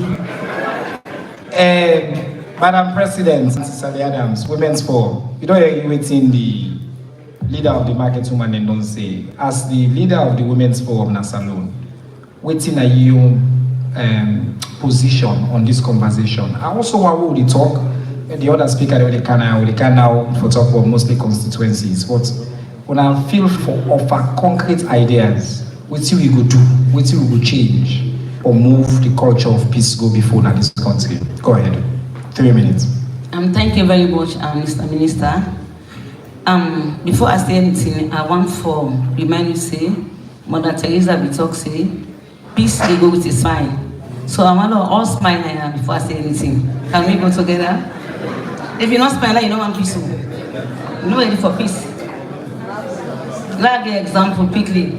If you took people that make palaver, let's say when I come, when they can do dialogue with you now, but when I embrace peace. Then the two kinds now. They don't want vex. They don't want smile. What I want peace. Now do always smile. Okay. So as Auntie Marie said, for we the Women's Forum, we get a word for play. If today this country they enjoy peace, during the Bintumani 1 and 2, as we talk channel, Women's Forum and MB spearhead advocacy day for long election before peace. And also for cultivate culture of peace. We the woman because I talk in terms of woman. We for no say God will be a tool. We're very powerful because we as women, we're an agent of change. We're able to turn situation around in terms of peace processes. For example, we for the sanko for pull and do. A woman that we go meet and say, do your papa will big lay hands, lay tools, so for all the enjoy peace today, now all of the things that we Women's Forum do over 30 years ago.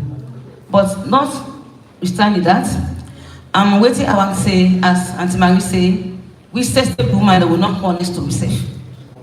And in life, if you're not honest, you're not able to do nothing with a good thing. We always say peace, then the development. If country not get peace, no national development place. For example, when they see some of the violence that will happen against women or picking them, somebody clearly talk say, he say, nowadays man them, they don't go for go marry the picking. They don't marry and done. They can't go na us, go make us better. We get laws them against that. But the laws, we for 12 for so many laws that don't come. We talk about the sexual offenses model court. We talk say if man person waiting there for drive for go jail time. So this violence also boku, now we come to our communities. What will they do now as women they foster solidarity and support? If man go beat in West Ikila, I feel say for command I will tinap for that my talk say you don't go to Peking. If they can get two options, say okay, because they go jelly the pulling. If they can go cascade you back, because they cascade you, it's in the tinap again. There are so many issues the way they affect. We got to get them with women.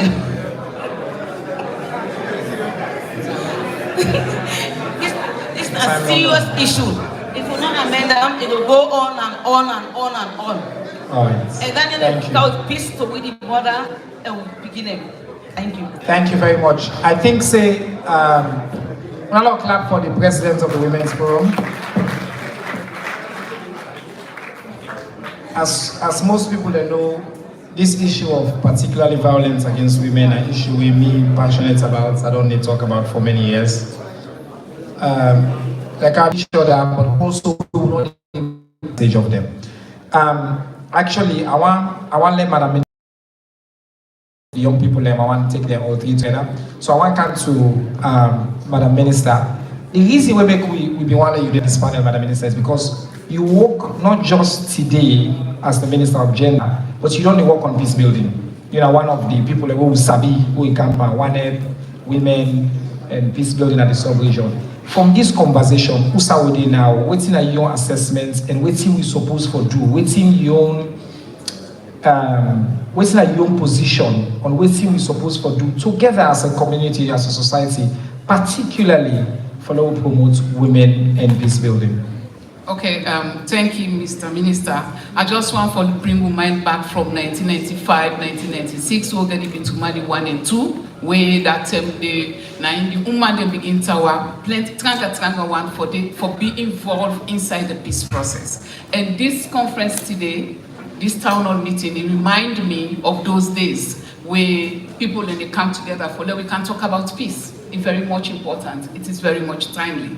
I want to bring with mind back to also the year 2000, where the UN Security Council, then they tell you about the women peace and security. When aim, they tell me how for make women then be included, they participate, we protect them when it comes to peace processes. How them for also take leadership position. Then the youth them. So the conference entitled where they talk about the women peace and security and youth peace and security. A lot has been going on. In as much as the challenges that we get, we don't do plenty. Waiting as much as we do. As Sierra Leone, one of the fourth countries in Africa, now West Africa, we adopt the UN Resolution 1325 for make we begin for implement them. Now the seventh country in Africa for join other countries and for develop what we call the National Action Plan. The National Action Plan is a pathway, a strategy where they show we how as a country we move from one step to the other. Each of the plan then are 5 years they get. The first plan expire inside 2014. The second plan now 2019. Then the last one when this plan 2 where we adopt in 2019 expire 2023. Now we describe for and launch the third generation of the National Action Plan. Government, civil society organization, and all the people that within IASO, now a member of the steering committee, where they move towards the development of that particular plan, where they launch in the next few weeks. In fact, the next week before don't launch them, but because of the planning, so we try for push them forward. The reason is we don't realize a lot of things are happening. The gender-based violence, we know they protect women too much, so we need for strengthening institution them. Strengthening institution at local community level. The structure that we get there, we be they work immediately after the war, we make slack. We don't know they work again. The Sierra Leone Police Partnership Board, what we set up, when our institution, the way, our structure, the way then our local community level, for protect the communities then. Then when they already function well, we need for go back and re-strategize. We need for look at what's in the inside the security sector. Of course, they don't develop plans, then beautiful plans, then. And then plans, then they try for review the old laws, then where they protect women, then so that they will be protected against gender-based violence. The last few weeks, we are plenty die. We are then they beat woman then they suffer, woman then they die, people then they kill themselves. All of this now because as a country, even though we are trying, there is a lot that needs to be done. One, we got to promote what we call cross-party dialogue. Way of cross-party initiatives at community level. Not to say because you're APC or SLPP, you know for join when other party they make initiative the way they try for develop the country. We forget them cross-party initiative then they. Another one, we for look at with school engagement strategy, where they involve even the small picking them, not them primary school, because they say catch them when they are young. Many of university students and today, plenty not even know what happened during the war. Plenty no know waiting now the peace processes them inside Bintu Mani 1, Bintu Mani 2, and Bintu Mani 3 when are the recent one. So we need for the teach we begin them. We need for let them able for understand. All them things they are so that will help for reduce the temper, it will help for promote peace now in community. I want to tell you thank you, Madam Minister. Thank you so much. And I really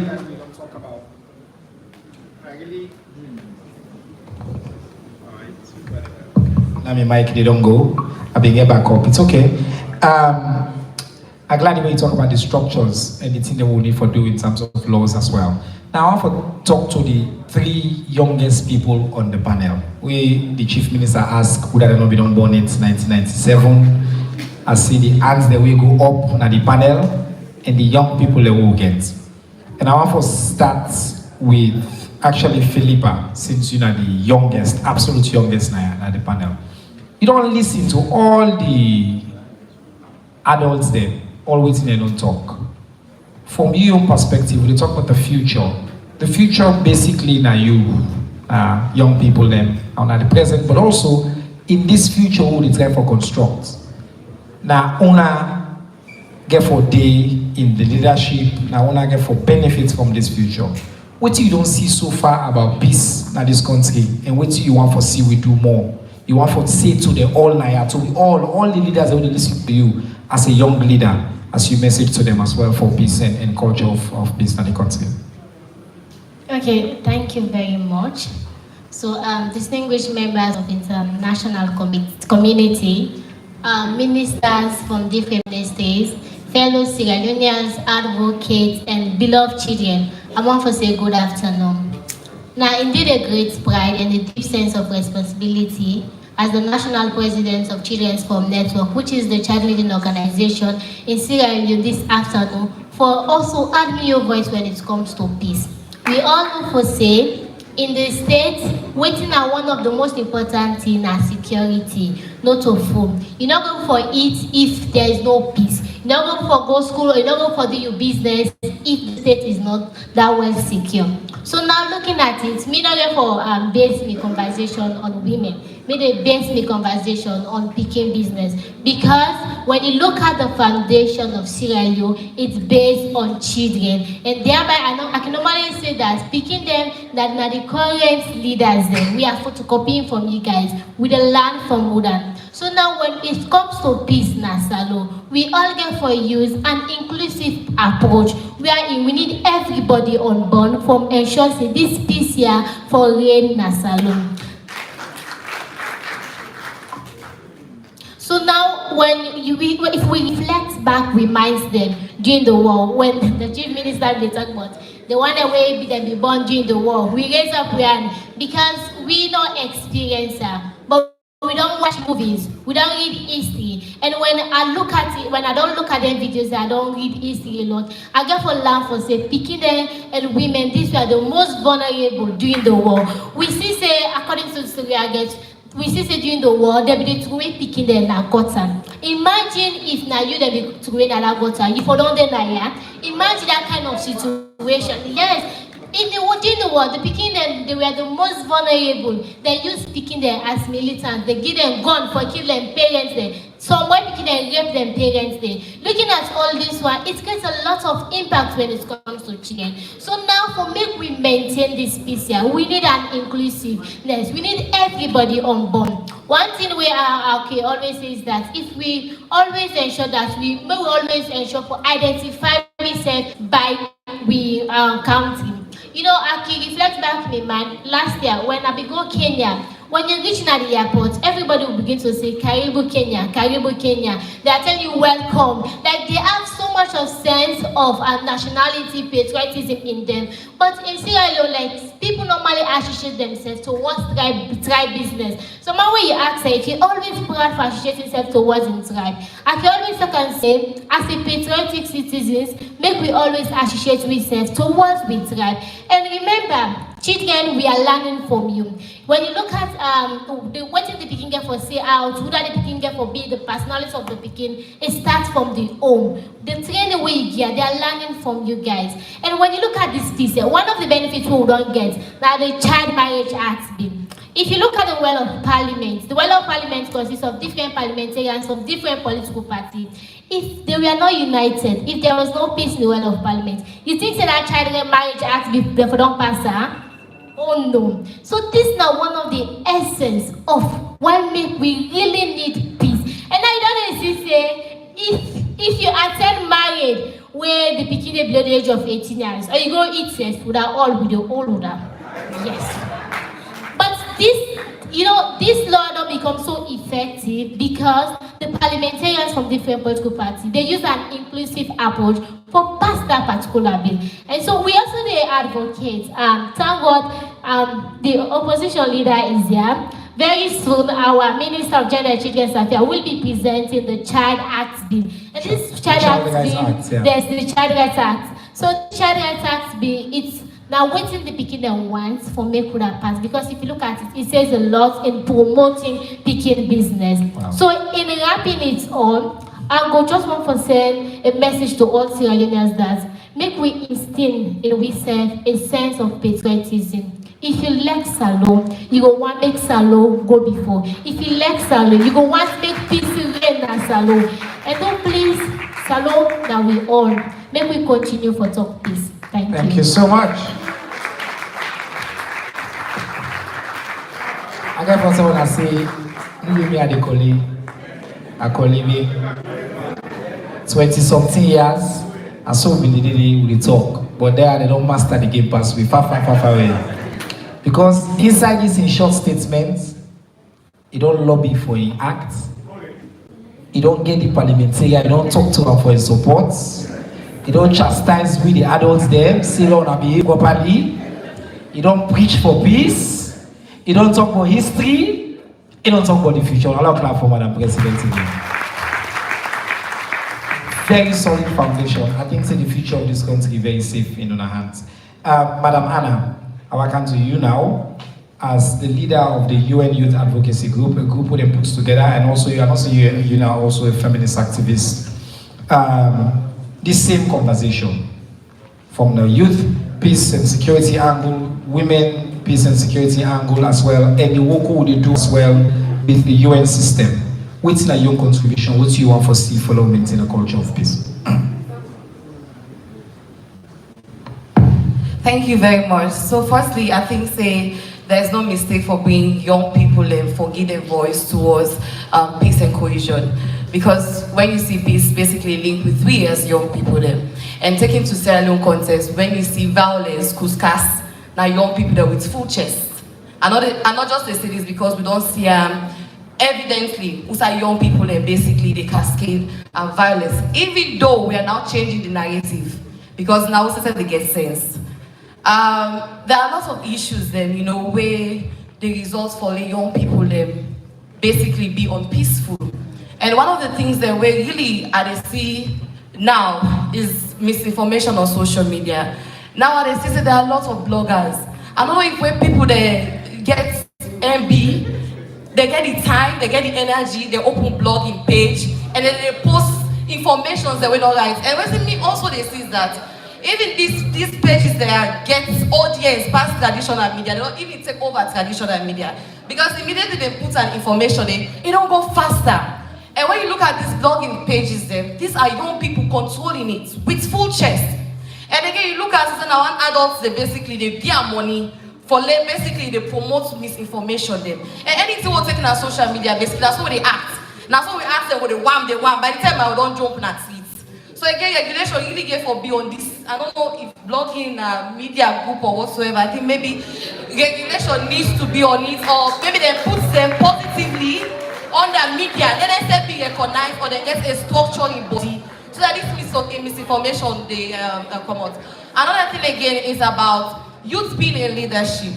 Now I know that there has been lots of moves that has been made by governments and stakeholders then, but we need more. You guys are not doing us favor basically. We deserve it, because when you see Sierra Leone population, it is made up of young people. So any kind of way, if you now want to discuss things about it, especially when it comes to peace, you have to bring us on the table not as representative.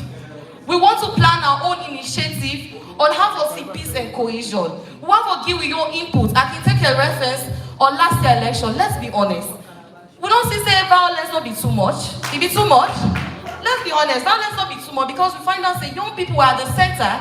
They serve as observers. We will get the Ministry of Youth and National Youth Commission and UNDP where support young people that with their budget and initiative for going on streets. And you find out that this in the social media, also young people they pass information, wrong information. Youth were there to cascade positive information. So basically, if you are doing laws and policies for us as young people, why not bring us on the center from the development stage, not the implementation stage, for let we contribute to the solution? Because I believe the young people then, we are ready for change. We can see them, and we not say forget trust in we. Say we able for lead initiative, then able for do very well. So my own recommendation, basically, will be on, of course, including young people, integrating young people, you know, in terms of decision making when it comes to peace and cohesion. And I will do a call to action, say, for invest in youth leadership, as I said, not to a favor, and also for create more inclusive spaces. As I say, they are there, but we need more. We need more inclusive spaces then. And I believe that if we are empowered, we will definitely lead the way, and we are ready. Thank you very much. I think every speaker don't talk about inclusion. So, radical inclusion, I think the chief minister get on the right. Radical inclusion. The idea say we for do everything we can for put we all can together. Nobody no be left out. Salona we all yo. Salona we all get her. Now APC gets here, now SLPP gets here, now NGC gets here, now PDP gets here. Now we all get this country still. The young, the not so young, everybody now we get this country. I get two last speakers in the panel before I can open up now for get more contribution. But I just take a look quickly at the slide results if they're ready. We asked people how to rate the current state of peace in the country on a scale of 1 to 5. A lot of people put 3. Some people they like mindul, like how we call them. 65% say they just in the middle. 24% say 4, and then 6% say 1, 6% say 2, and then nobody no puts with 5. So it's good. Everybody just say we get lots of work for do, and I appreciate that. But at the same time, we're not the bottom.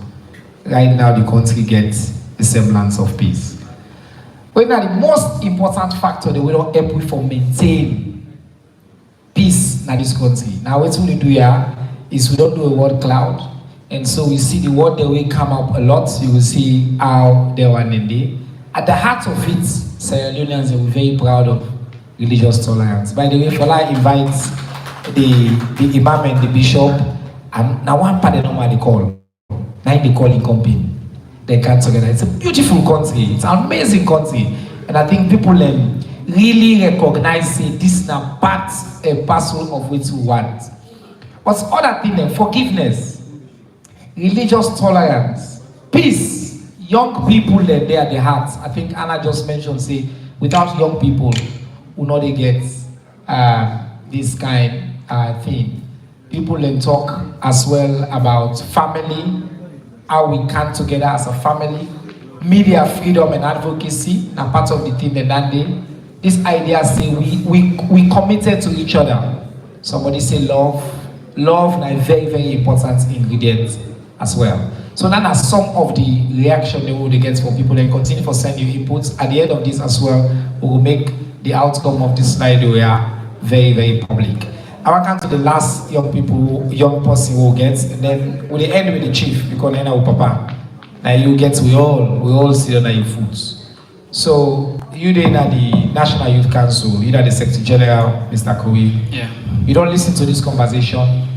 Young people then at the heart of this country wake up and peace building. All the challenges they as well we don't mention, whether the challenge of employment, challenge of education, challenge of drugs. All lengthened the Honorable Minister of Youth Affairs Dinaya. Okay. I know say you don't do a lot of work follow address the issue here. But as a youth leader, what do you want to see follow address crisis and follow make sure say we build on that with 3 average we get so. Okay. Follow continue for go up and up when it comes to the culture of peace and the future of peace. Go ahead. Yeah, thank you very much, Mr. Minister. The issues of young people in this country, nothing that we will discuss every now and then. And we don't see the role which this current government play for ensure that they put young people at the heart of every decision of think. But quite apart from that, if one forget a sustainable, lasting peace in this country, we don't even forget for empower young people. Empowerment, I want to thing that they will need for play with at all. We get a lot of young people now able to get job right now in the day. We don't go to university. But one for see the county minister they try to push the scheme for begin the young people them for give money to them for begin start the business system. One for see how that they go reach to even the other young people they don't even go school. They don't even sabi free themselves. One for see that can in a day. One for see young people that get the opportunity for get job opportunity. We see that this country, you come to university, where one party thing they want to undermine peace in this country now that young man come to university, they work on this town for get job. You know easy. It's very difficult, very challenging. So one foresee a government able count like how they get the National Youth Service. They get the National Youth Service where basically they train young people for going to the internship programs. One foresee how they go expand them. Hello. One foresee how they expand them. For say as a common university for get a 1-year period where they serve the government of this country, where they able to give you the kind of experience you want for going to job markets. Secondly, we don't see this country, me and Miss Salon, I actually miss this country. You don't think I miss this country? When I been a grab up, the culture will begin at this country that when Christmas come, we'll see with small, they're not cruel at all, they're not cruel at all to help them, but we see the hunting, they come on, will they dance on the streets, that's the only easy stress of this country. We don't say they don't ban the hunting, they don't pass. The other thing they will make, where they bring people in this country together. The thing they will make, the thing they will attract other countries that can say, I want to salon Christmas, they can enjoy Christmas. All of this, they don't pull up. So one for yes. No, allow me to say. But all of this, yeah, so all of this don't make the country. We're not so serious to the way that the serious don't make not to the way that we only watch. Now listen, please, listen. So one for see if independent they can no pull we on to what can tell we can dance we enjoy this country. We padu, but all of that they don't missing. Then the other thing I will talk about again. One for see how the Minister of this one we're talking about for tourism. Let tourism take note of this particular one. The other one we're talking about sports. We want to see how we go use sports for capture young people them. Sport not necessarily means football. But we want to see how you go get inter-chiefdom leagues, tennis leagues, other leagues that will go to the community today. That they put down the pressure of young people them for they're gonna streets for go perpetrate violence. Alright. And finally, sorry sir, as Secretary General for the Youth Council. Finally, we want to see put policies. Although I appreciate the minister and he puts modalities in place for review with ACTEM, the National Youth Service, National Youth Commission, will see the role they play. But one for see how we the young people them, in terms of politics, like how they pass bill for women and forget 30% for going to parliament. We want to see that kind of thing for young people them. You demand them, we get right for going to parliament. You demand them for all strategic position of this country. Now that kind of thing for see with that, it buy down the pressure of young people them. Because I tell you, young man, these are the essential goods for sustainable peace, national cohesion. Without it, we'll never get peace. Thank you very much. Another clap for the youth man. So you say plenty things there. You talk about national service, restoration of the cultural parade, them sports. You talk about youth quota. I think the Youth Commission also mentioned this. So thank you for that. Okay, before I can give you the microphone, I want to get to our attention again. Hello. Hello. All right. You know, when the paramount chief they talk, nobody not supposed to talk. We are people that we respect. By the way, one of the things the way Professor Chiridi Ali don't teach me, where I don't look at is we country, not to paramount chief they will be girl, not to so we call Leo. Now be kings and queens. And somebody can decide say, we then king and queen, we not forget. So he puts the dome, he call the chief. But then people they don't go since then. We still stuck with that. We they still call with it the tribal authority. Then we still end tribalism. Now we do, and not so we come up with that word do. Now they come up with that word, now the time they give it, we stick with that. This is not the power of narratives. The power of we therefore create our own story and change this story with them. Say pauper. Now we forget, so we write our own story for ourselves. But one thing we will not ever lose, that we respect for with traditional leaders and traditional authority. So right now, I want to hand over the microphone to the leader of the council of we paramount chiefs in this country. You know, hear all this talk, all this change all talk. If the paramount chief they no sit down, agree for peace, we not get peace. If they not agree for letting lawyer or gender, picking children's rights without honor, you know they be. I want the right at the core. So I want make you, sir, PC, for let you wrap up for we and tell we about waiting una go like for see from una your position for let we push peace and cohesion go before the country. Thank you, Minister. I want to start to disagree with you when you say we paramount chief there for not show peace, where peace nobody are. Me, I don't mean paramount chief now, me 20 years this. If we're not politician, they know allow law get peace now. Who not get one of the slides that we put here, the first slide, if I don't forget, somebody say we be the cow, you know, be severity where they call tribalism. Now, Kono Abon, if any place they were cosmopolitan in Sierra Leone, Kono the lead. So Mrs. F no tribalism day up to today. Having said that, Mr. Minister, I don't know why with national elections they don't start to be tribalized. Because as chiefs, with elections they're not native for the tribe. But national elections they don't start to turn out for being national. Ethnic census is now instead of elections. What I want to say here, I want to join Madam Marie Bokane, law start to be very sincere with myself. This country don't lead by a lot of things, as we talk about religious tolerance now, as being the current chair of United Nations Security Council. After the war, the civil society organizations, the emphasis on people's rights compared to their responsibilities. You don't create big problem for peace and security down there. I'm glad Mr. Kokadena. Right now, you talk to somebody in our village, even radio today, Mr. Minister, Sierra Leone, there are more lawyers. Everybody's having right. But little attention is being paid to people's responsibilities in this country. I don't mean for talk now much. I want to appeal. The radical inclusion who they trumpet now. Please, I beg on behalf of the National Council of Chiefs, enough for non-partisan across. This is not to proportional representation of any party say when over that parliament levy includes a national inclusion. Please, I beg you for this. The level of drunkenness in the world and by extension Sierra Leone today, it don't put a lot of weight on the shoulder of everybody who is in leadership. To me, one of the most difficult things for doing leadership now for able to carry along with you other people their expectations. That they know is you. They know is you. So to thyself be true. Lord, make sure see we go back to tell people that in their villages about their rights. Lord, go back, Lord, tell them about their responsibility.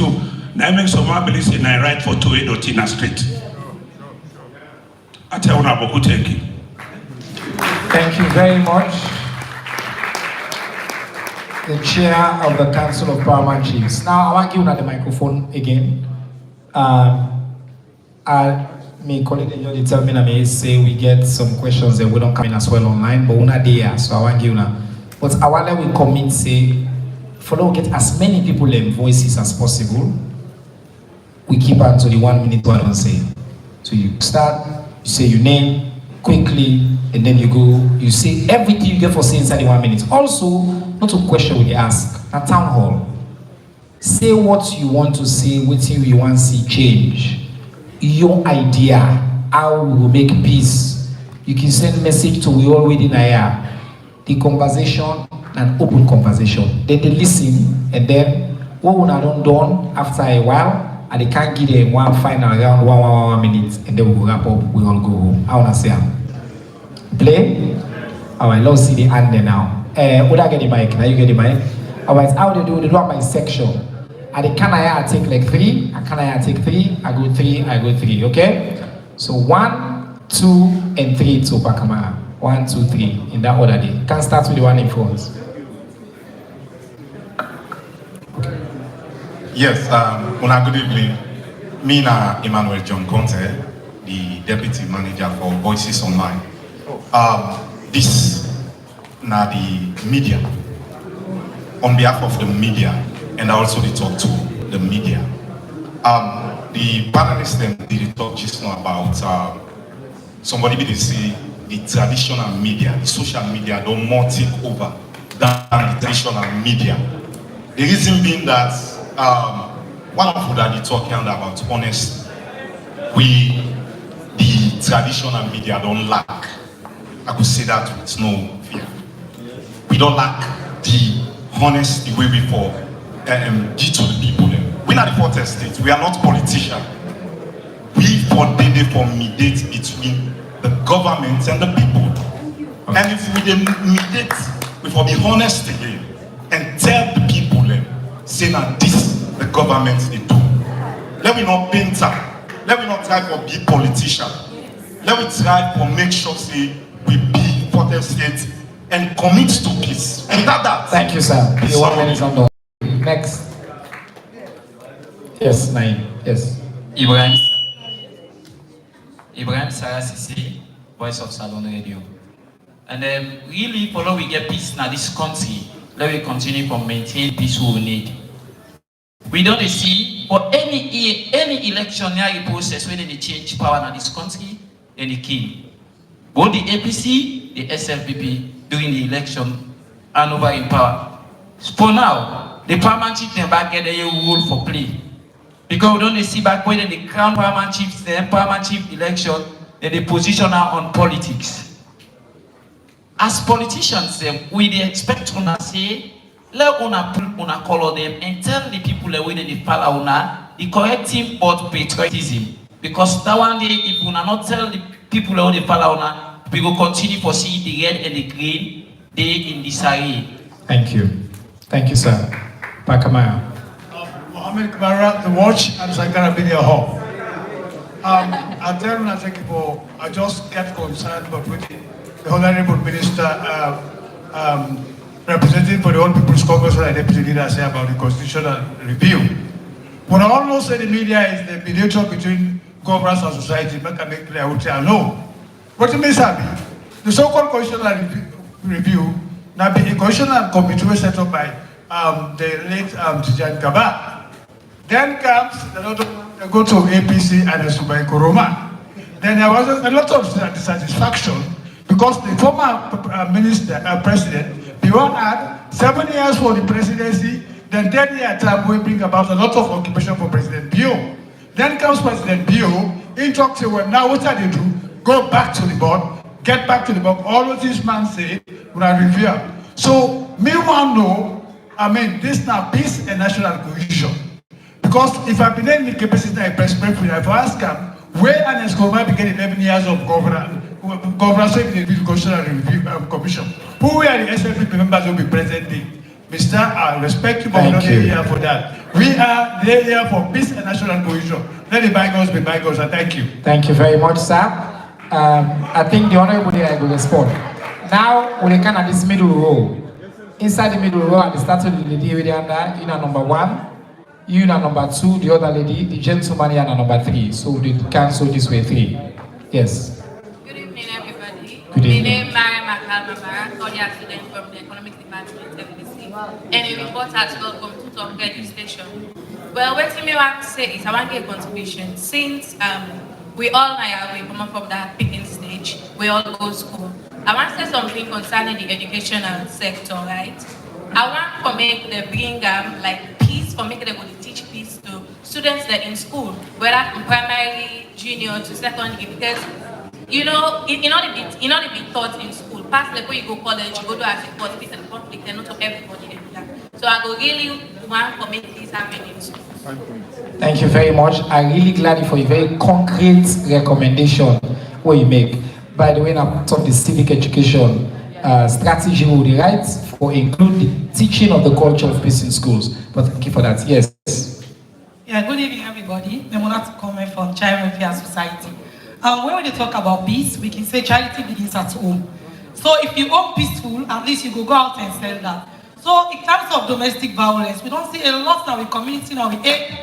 And there are times where you decide for reports, for example, police. In fact, we own tradition we call police for posting a lifetime enemy.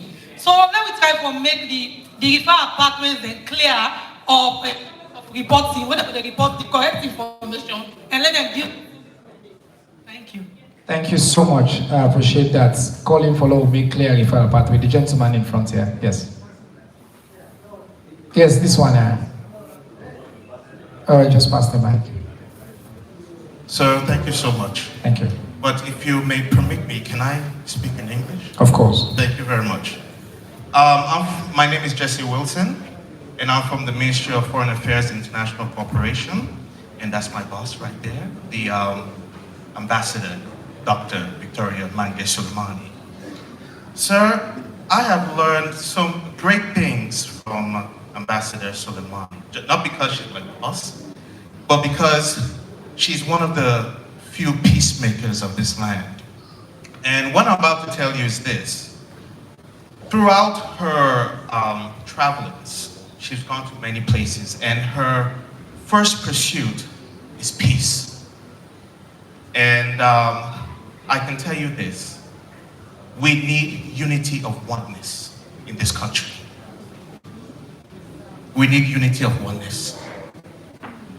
We must first see ourselves as one and the whole. Yes. Unity is not upon the tables of the United Nations, neither any foreign countries, neither the president, but us. Us, sir. Your 1 minute is up, sir. Okay, thank you. Thank you. But thank you for that contribution. I think it's a passionate call for us to be united. Now, there, journalists here, when they make another CD, people there, where they be on. So I want to go down, please. So I will sit one the way they so. That section there, is small, so we'll give maybe 4 or 5 from that section there. I want to start from the back. No, we don't here first. Now wait, logo, now that last row. Last and where they be in there first. The last row. Yes, that opportunity, yes. 1, go ahead. Thank you very much, Mr. Minister. Mina Wuri Mamadou Tababari, the Work Network 8. I get a few recommendations I want to put forward. One, really want to foresee an act where will make the National Youth Council become standardized, which means that we get a National Youth Commission, National Youth Council Act, where we able to tell them they're able to do what they want to do, rather than just they do the youth thing. And then the second recommendation in terms of peace and national cohesion gets for the Roman chief and the tribal authorities, because we don't see that with all the elections that we don't pass, most of the side the way Allah they take place, now the chiefdoms and the headquarters them.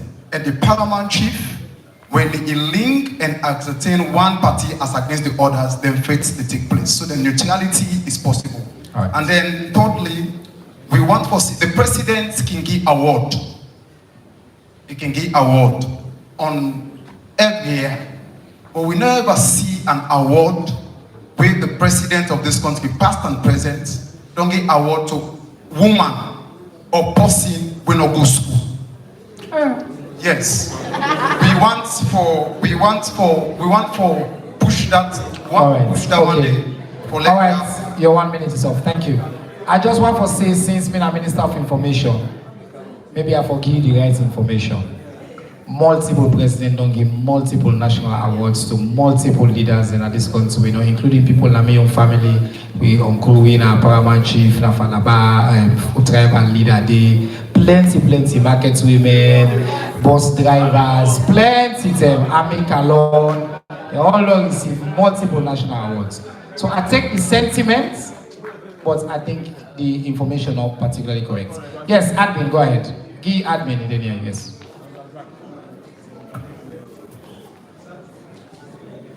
Oh. Quickly, please. Thank you, Mr. Minister. I speak as Sierra Leonean. I say me as Sierra Leonean because I want to identify myself as a Sierra Leonean. Me not a foreigner.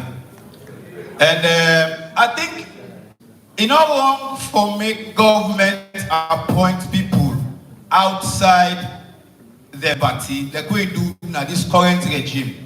Some people then go bash at that, but I think say it's fine. Let government pick the good one them and bring them inside. But also one thing where they bother me, or they think about national cohesion.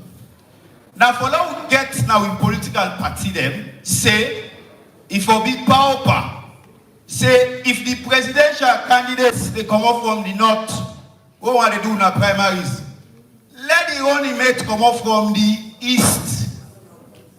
If we begin thinking that way, they put on our political party constitution them, it begin solve the problem of inclusion.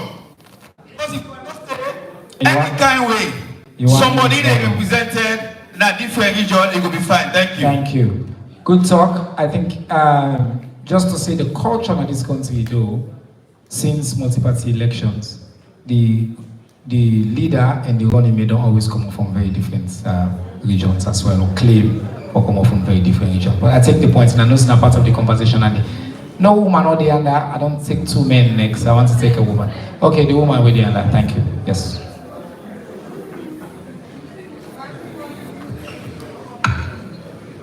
I'm Hawa Koma, Education Development Initiative Director. This one is going to Honorable Minister of Information. Over the year, we all are aware that some of the issues that put this country on rest came as a result. What? Lots of media. Over the year, we all be done count we notice some of the things where put this country on rest, where more come up from the war. During the 1 year, we all know say that people them way in the diaspora and them we don't the fear situations the way they put this country on rest. Moving forward, I will love to I want to see how the government will put much attention to how they will curtail the situation where they fear situation where they bring this country, where they put this country on rest, and how Ministry of Information will assure me. So if I go to meet people then at the village, I will tell them, say, okay, now this is okay. This way it happen, it not ever happen again. All right, thank you. The students waiting next to you there again, Mike. Yes. No, not yet. Don't grab the mic, my brother, please. Culture of peace. Yes, go ahead. Good afternoon, everybody. Yes. I am Mohamed Souri, the head boy of the Great Lorenzo Government Memorial Secondary School and also the president of the Concerned People's Association. First of all, I would like to thank the Ministry of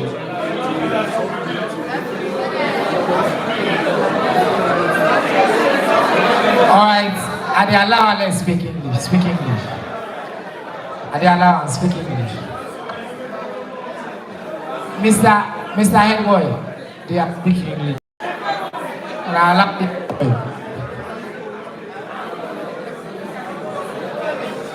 Okay.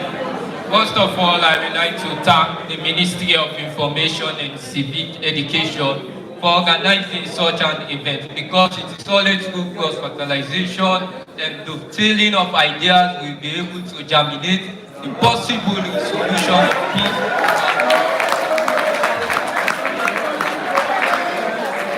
And again,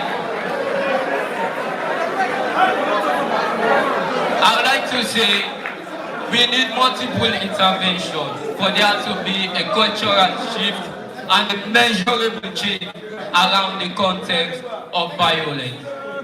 And also I would like to quote Martin Luther King, what he said during the civil rights movement, that true peace is not merely the absence of tension, it's the presence of justice. This is trying to say the judiciary also has an special role to play. That is by making sure that those who are perpetrating violence, hate speech, face the real consequences, and also the legislation.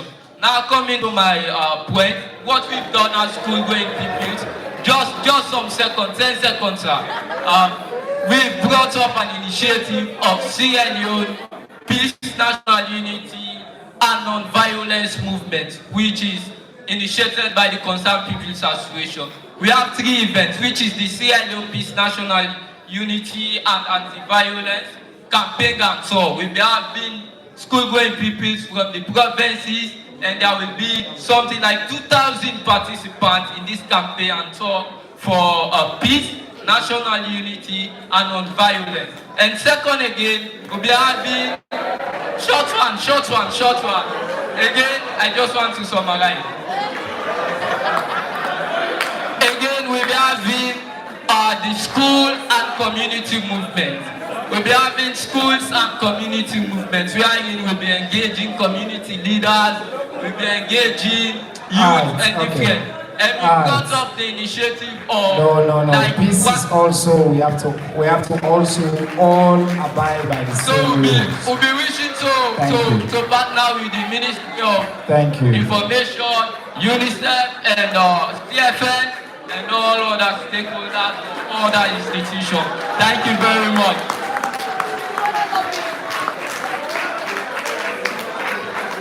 Mayor, the minister, no.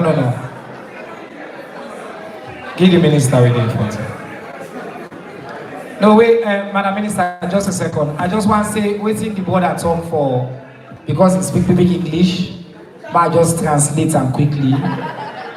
He say, all this so they talk about peace, if justice not there, peace not a work. So Lord, they cause the case as well with justice.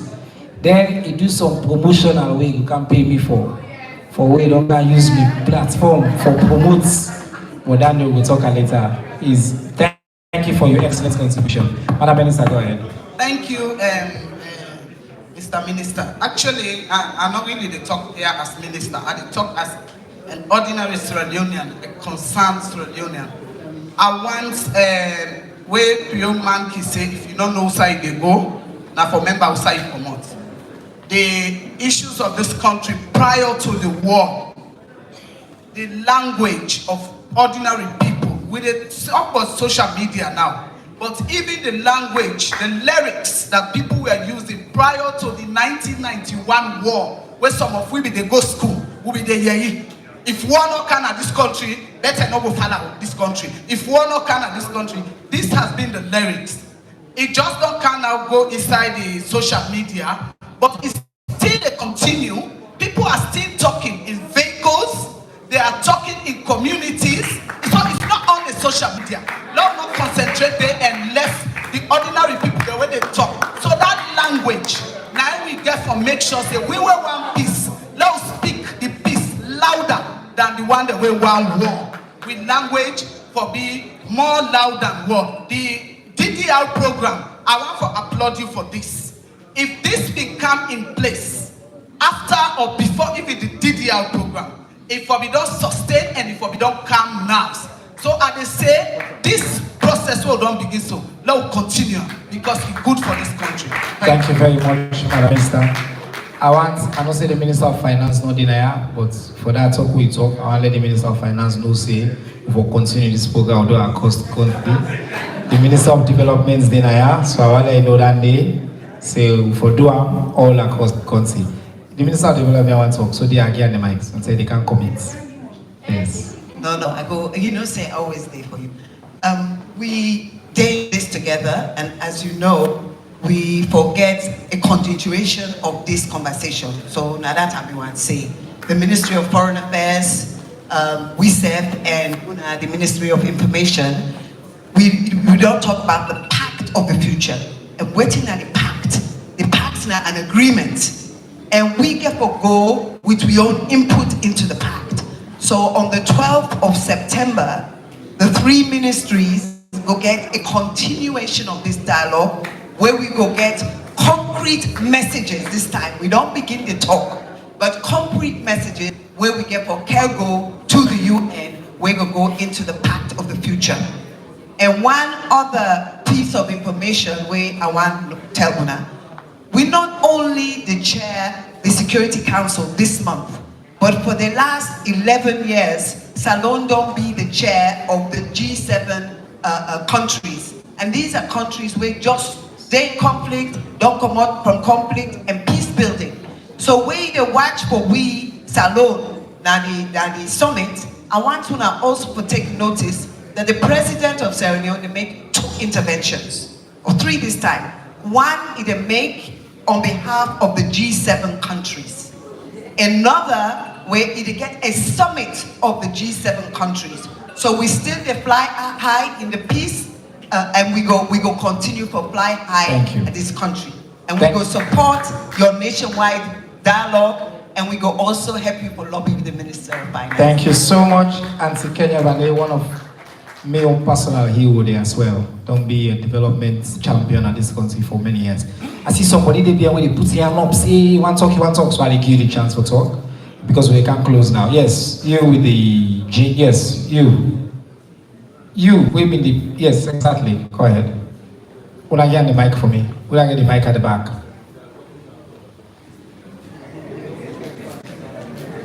All right, you get 1 minute, and then I'll come round up with the panel.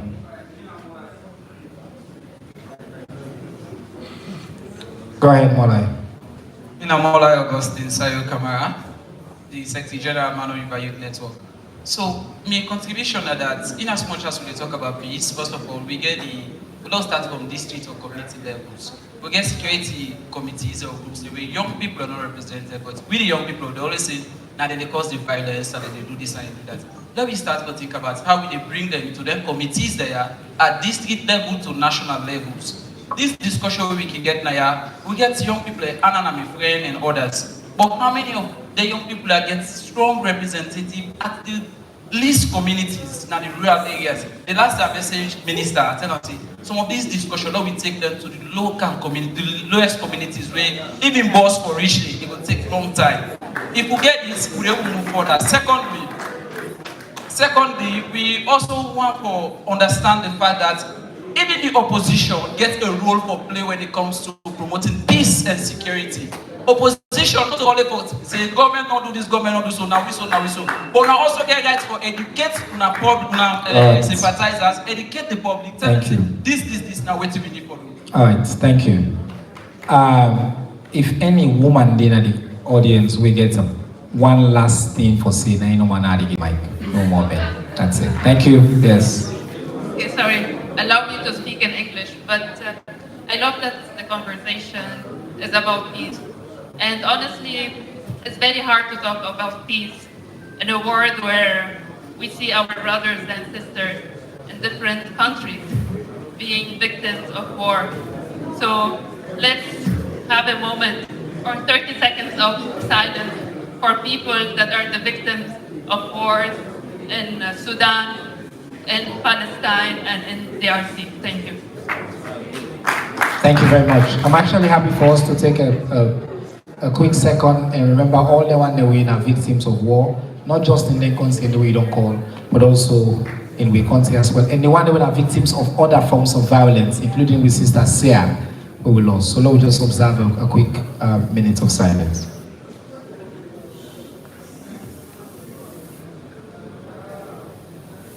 May they all rest in peace. All right, now before we go, I can to the panel. We can do a quick fire round of 1 minute's final word. Okay? We can actually will start this way, and we can this way. Everybody get 1 minute. So put your thoughts together. Your final 1 minute, your call to action. What we will do for promote the culture of peace, because we also want to keep to the time. So 1 minute, 1 minute, 1 minute, 1 minute, 1 minute. Everybody in final parts in words. I have a few announcements to make before we go, including a major breaking news concerning the Lara Taylor Pierce case. There's an update that I will provide here before we go, but I'll start with you quickly, one. Thank you, Minister. Actually, I'm very happy that we Minister Social Welfare, when we line Minister, talk about extending this to communities. So what I want to suggest is that we in the religious sector, let we move or extend we interventions from the pulpit and mimbar to the community. So when they get programs then, make we be part of that program, because we can solve a lot of problems from scripture so that the people will get the message. The last thing I want to say, I know I'm aware say the presidential advisors don't start a process what they refer to as urbanization of regional cities. In that process, they make we know say trust between Sierra Leoneans has broken down considerably. So going forward, we will learn and find ways of rebuilding that trust, because peace will be useful if the trust is there. So that I just want to thank you. So excellent 2 points. The pulpit and building trust. By the way, now that is the big goal we'll get at the Ministry of Information for continue for build trust between the government and the citizens there. Thank you, Minister. Yes, sir. I want to react to one of the questioners when they asked for the paramount chieftain's election vis-a-vis national politics. It will interest most of our listeners now today, Mr. Minister, that no law, no day, to the best of my knowledge, to today what they talk now, when say paramount chief not for involving politics. No law, no day. So the society now don't care whether we should be involved or not. I will be very happy at the end of this organization for let that law come into existence. I don't want to go into Rambo, I'm not able to foresee and so soon. To conclude, Mr. Minister, this country will make boku laws, but at the appeal, law makes sure say the law they work this time around. Thank you. Thank you so much, Chief. Go ahead. Yes, me party one that we want to see through you or the Chief Minister for us see who's are the presidents, when are the political leader for SLPP and the leader for the APC. We'll see them as streets. Let them dine together, because if we see them together, you see the tension that is going to go reduce. We see animals say it's not necessary but necessary. If also you see the president and Dr. Samara Kamara walking at the streets of Freetown, you see say the pressure will get, when people they go like we say yes, we will not agree, we win elections, that is all done. I want to see that one. And finally, to the Minister Doya, even though the thing in parliament, but we will not forget for including 30% of young people them for going to leadership and other programs. Thank you very much. Thank you very much. Right, Reverend, over to you, sir. The Bible says the people and they perish because of lack of knowledge. And information also na power. And we at Brookfield level as religious leaders, we are key stakeholders in informing the people. So we really elect for good and accurate information. We go transform lives. And also governance. We try there, we decentralize them as much as possible. We they go on their side, they have to reach where nobody know they go past with the religious leaders then. We try. We get beaucoup work for doing at this country for me the Sierra Leoneans then. No say and own Sierra Leone and benefit out of Sierra Leone. Thank you, Reverend.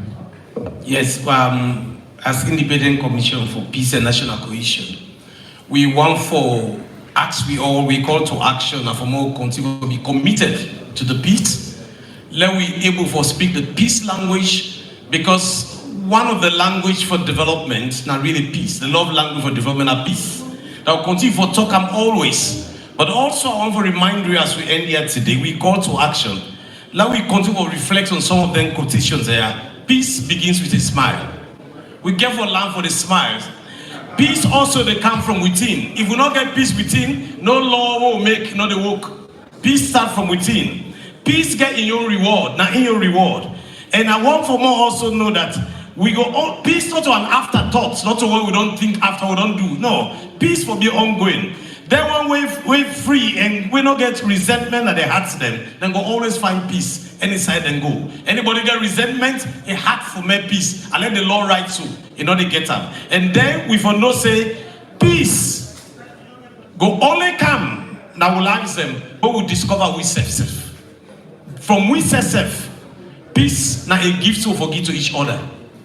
And inside this hall, outside this hall, now we family them, peace now the gifts will get each other. Thank you, sir. Thank you very much, Reverend. The Honorable Daniel Kroma. Yes, sir. Number one, give it back with jury system. Give us back our jury system. And take my message to His Excellency President Bio that me, Honorable Daniel Kroma, in my capacity as Deputy Leader of Opposition, me don't vouch, he not go sign that bill. That bill will say, no more jury system. He not go sign it. Because Abia, now him a that activist. And with support of Her Excellency Madam Fatima Bio, he not go sign that bill. Because you don't need for pass back for understand the implication or for somebody charged with treason. And then that person being tried by a judge alone. You don't need for pass back for understand the implication. You see the recent treason trial, the verdict was passed by jury. 100%. What has seen a voting president tell the joint name? Nobody. 12 jury people, 12 of them, they all passed unanimous sentence saying they are all guilty. Nobody will cry foul. If that sentence, that judgment was done by a judge alone, is about what they say? Was it a voting president tell the name? That's what we for talk. So jury system should stay. If it's taken out, in fact, I know we sign ourselves. I want to tell them that message for me. So I don't say you know go sign her. Madam Charlie, market woman, I so love you, you know. We say let we work, not only for self, but for country. On that note, I beg you, please, before that UN summit, can you organize a women to go to the streets and lead a campaign of hands of our honorables? Remove 771K. Remove 771K. In the constitutional review process, remove 771K. 771K, in order to allow honorables for stand for the people. In the first one piece, for stand for the political parties. Remove 771K. In fact, they are 5,000 people now, more than ever before. Can you lead that protest? But a peaceful one. Remove hands of our honorables. If we do that, then there will be peace. Because we will talk for the people rather than for the political parties. When we do secret ballot, we will vote. But because of 771K, we just start now. For secret ballot, it's not secret. We will know. You know? But when we don't say there's no 771K, you are free to vote your conscience and for your people. Honorable, so please lead that process. Thank you. Thank you very much. It's a hands of our honorables. I know we talk, that part is another talk. But thank you for your points. Yes. They lobby. They do your lobbying. Since we cannot imagine this future of peace without talking about equality and social justice, I want to say this future where we think of, make we think about continuing to upholding women and girls' rights. Make we think about recognizing that we women we are human being. The fact that we have to negotiate for make we politicians then pass certain laws is very problematic. We're not for good they negotiate for those things. Another thing where I want to say when my final word is we're not going able to imagine this peace for Sierra Leone if we continue to isolate ourselves from waiting to happen globally. Like I stated earlier, the world is burning, a global crisis is happening. 75 years of the oppression of the Palestinian people, the occupation of their territories, Sudan and Congo, they experience the same thing we as Sierra Leoneans they experienced during the war, where powerful nations fuel we war sponsor we war so that they will loot with diamond them. Do ya? If you're not conscious of what's they happen around you, it's problematic. You get a critical awareness for situate peace just not within Sierra Leone, but within a global context. When you're able to analyze peace that way, you will work out with full knowledge for spread the message of peace, when not only go benefit Sierra Leoneans, but go benefit the region and go benefit other people around we. Thank you. Very, very important for me to embrace that. Thank you so much. Rodolphe, I'm going to have you to give the last word, Rodolphe, so you hold on. And we're coming now, we're coming this way again, and then we'll end with you. So let's have Anna. Anna, go ahead. So as before, I don't know, a call to action to governments and stakeholders. I see lots of young people in the room. My own call to action to young people there is that Lo be very serious with peace. Because for anything we'll do now, you see the adult there, then they left them go, now we get for camp. So anything what we do now will affect we back again. So Lord, we be careful on what we spread on social media. I'm so keen about social media because I did the problem there right now. Anything where you post, make sure you verify first, because people they follow with different pages there, especially youth leaders there. Make sure so you verify before you post out anything.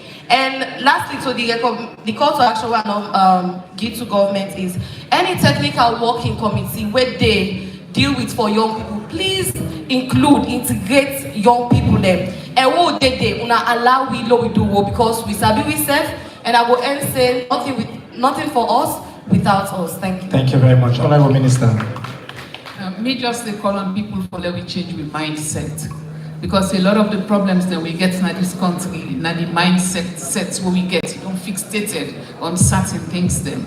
So if we begin for change with mindset from being nationalistic and patriotic, then it will be for help we in terms of promoting peace. Then strengthening institution or strengthening, then institution then where we don't build for promote peace in this country, we need for strengthening them. We need for support the initiative them at local community level where they involve each and every person. Another thing is that we as a woman them, we need for also grab the opportunity where we get, because now we get the jury law, we get plenty other law them where they support women them. We they see in the next few weeks we will pass the child rights bill into law, inshallah. Honorable Wede, also Honorable Daniel, and yes, now one of the people where they behind that particular law, they tanga one. So we continue for bless you, Honorable, for letting you know that Parliament Day. So we want to see things that way they promote and strengthen the policy framework in this country. The implementation aspects were not problematic. We want to get support and make sure say let we able for implement the beautiful laws then where we get. That way for help change the narrative where we get now. With that, I want to tell people and say Asasidona Yaso. One verdict don't pass, but Minister of Information will tell we. I'm glad for that one day. Justice must prevail. Thank you very much, Madam Minister. I will announce that at the end. Yes, go ahead. Yeah, near the end of Jose, we for continue to live as brothers instead of live as fools. I know say the violence where they happen. No? Yeah. Okay. The violence where they happen around women them, it's too boku. What they cause that I know say the three gender laws then we would not advocate, but if you go on the rural areas then most people don't know about them what they do, especially when we come in terms of Domestic Violence Act. So I appeal to the Ministry of Gender and Social Welfare, the two ministers there, so that's we go for lobby, we will be able to lobby for advocacy on this Domestic Violence Act. The women that don't know about the act there. We talk about they don't know about the act there. They hear, but they don't know waiting they say the act where the beneficial so they make way the man will kill we sister them. Now because I'm not getting right, because if I don't say if I don't be 1, 2, I want to come on I will report them. Thank you very much. Thank you. Thank you. Auntie Marie, your final word. Yeah, I want to recommend say law will review the peace education at the schools. I think say law will go to the kindergarten because now they know too complicated. We begin from the nursery for give them peace education. that's good help me. Honorable Lord dialogue me and you. If you advocate for the put 2740 and in the constitution, we will launch for the expunge 77K for parliamentary.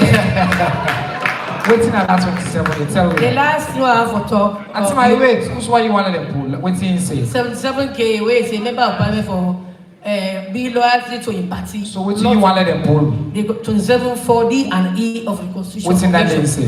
Woman, the gender, woman, and make sure the debates where they allow for discrimination based on. Okay, so we agree on that, sir. We agree. Hands off the women, then we will hands off the MPs. The last thing I want for talk is that we all now not behave like that by became at the host. The bar married, he became married. But all say the bar is nobody don't say, no, this is not get training. This put up go again and go, no put no one again.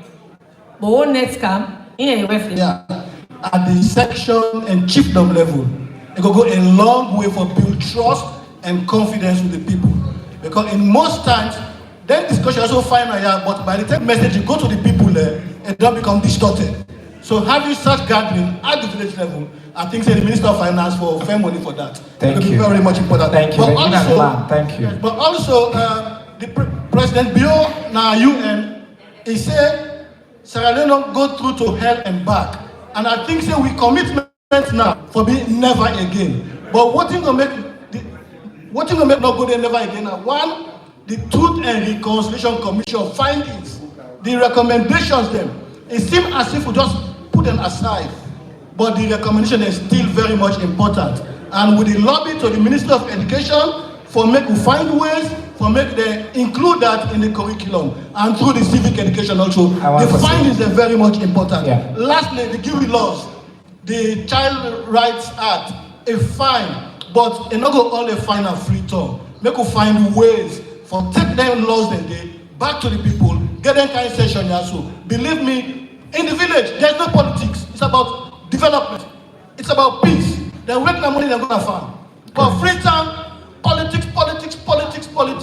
When I want to move small and change the narrative. Let's go back to our people. Very much. By the way, when I mentioned Boku Law and the Safe Mother would act safe the buildings of the count are part of the set of progressive reforms that we're supposed to pass.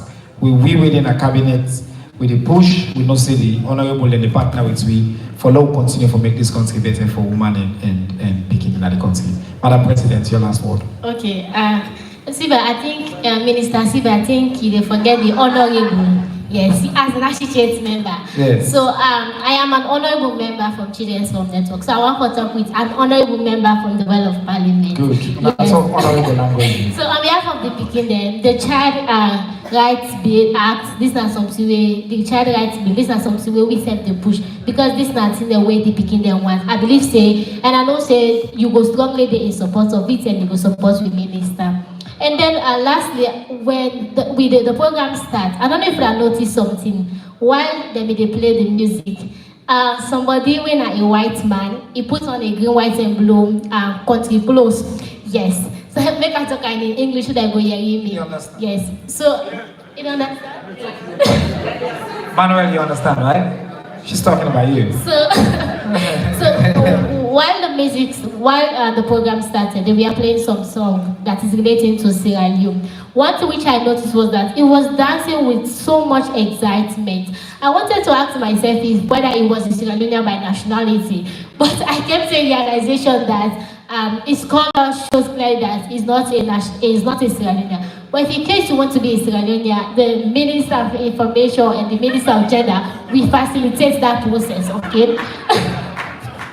And foreign affairs also, good, yes, they'll facilitate that process. From that, I learned a lot.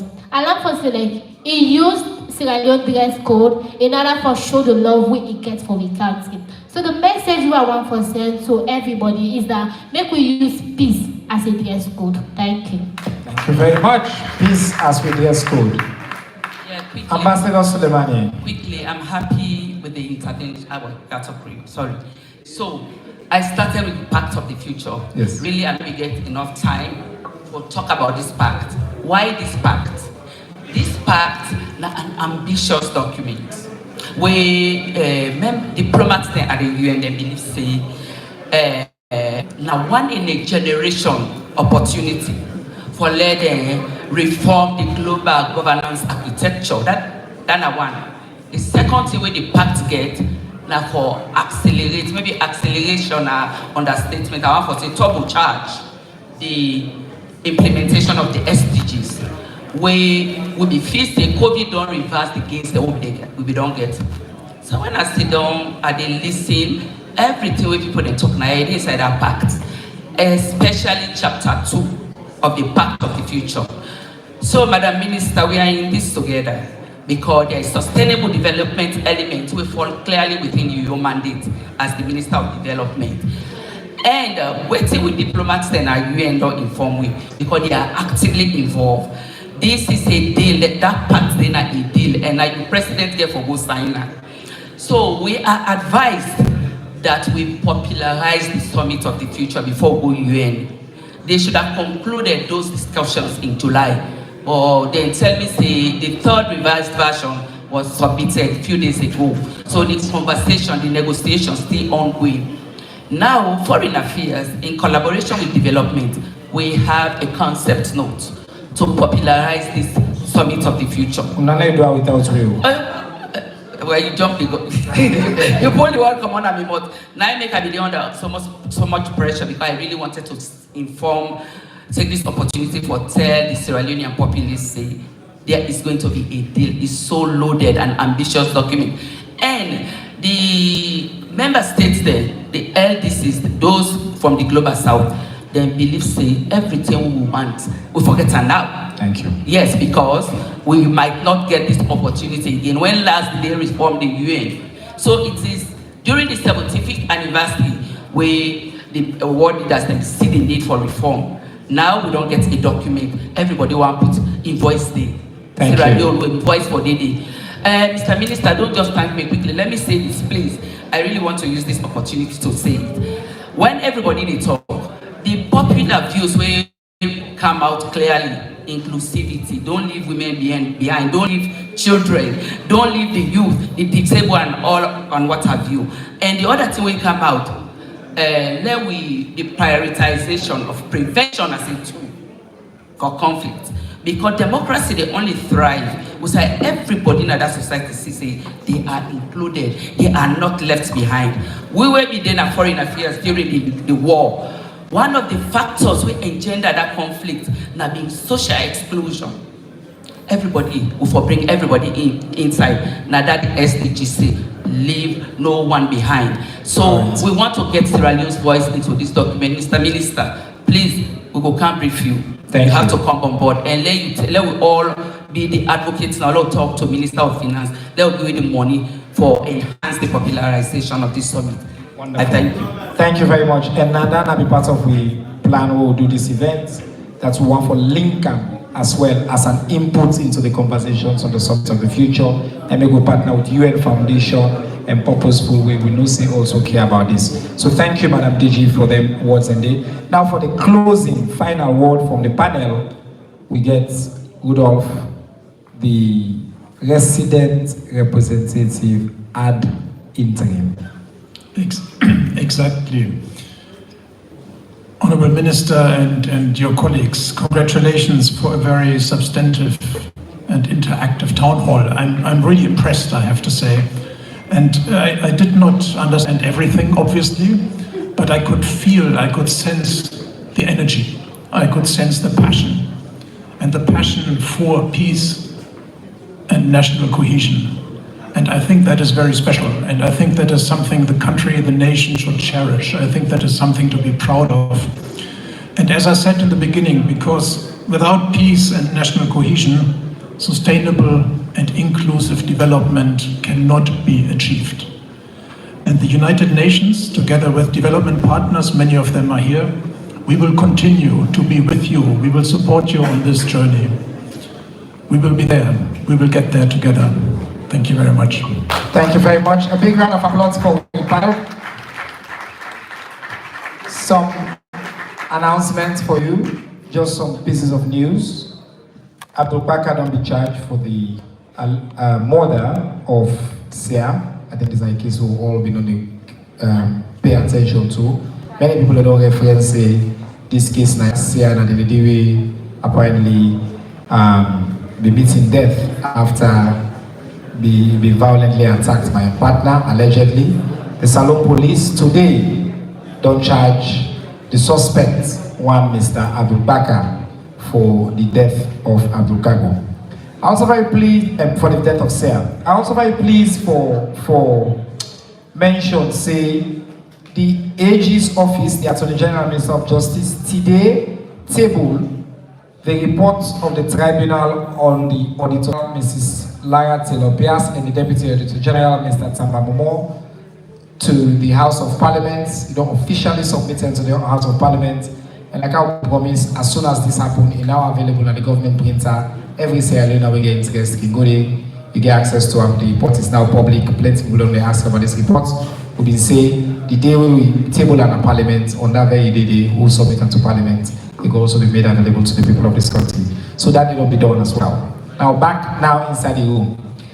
We were there. I want to tell thank you to particularly the Monuments and Relics Commission.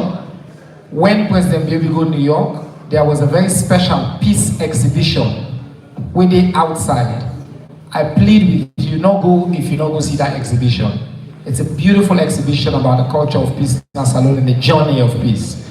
Make a lot of efforts for bringing and come on New York camp and for try for make sure see they work all night last night with they at say 4-5 in the morning for that exhibition they happen. And this space, by the way, as well as I can see, this space we get some major problem, but they work all night, we all night we sleep. For make sure see it available. So I'm for tell New Brookfield Hotel for the collaboration and every staff for the Ministry of Information and Civic Education. We do this work for we pull this off today.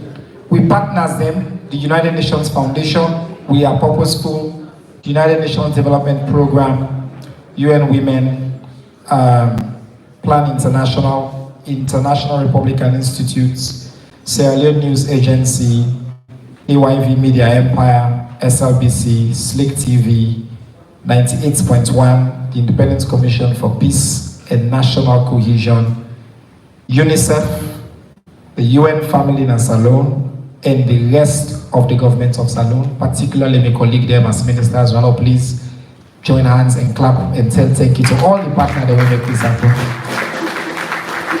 This is my labor of love. When I all don't say, will continue to do this, radical inclusion, we'll continue to talk, we'll take this across the country. But it's really not possible without Una, the audience. We come, we participate, we follow the rules. We talk and stick to the time and talk at the time we're supposed to talk, and that they as well are part of the culture of peace. If we all continue to do that and commit to and say, as the government of Salon President Bio in commitment, and that we for break the barriers them, we don't the day between we all for put this country, the land that we love so much, above everything else, and we all for work together. I remember say Salon big pass we all. Before we go, I want to stay seated for a minute.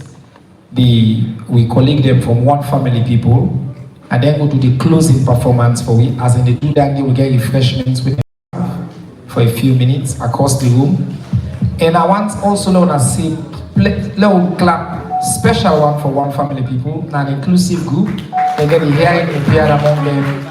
They get the visual impaired, they get people with all forms of disability, but in this group, they don't find a home for them, and then the leaders and they show how to do radical inclusion. Yeah, now say we get refreshments as well. So we'll ask them to perform, we'll also bring the refreshments and do our closing, and then after that, we'll keep going. I'll tell you all plenty thank you for one account. With development partners, then the ambassadors, excellencies for that time. And also, all things you don't understand else as well. Go ahead, sir.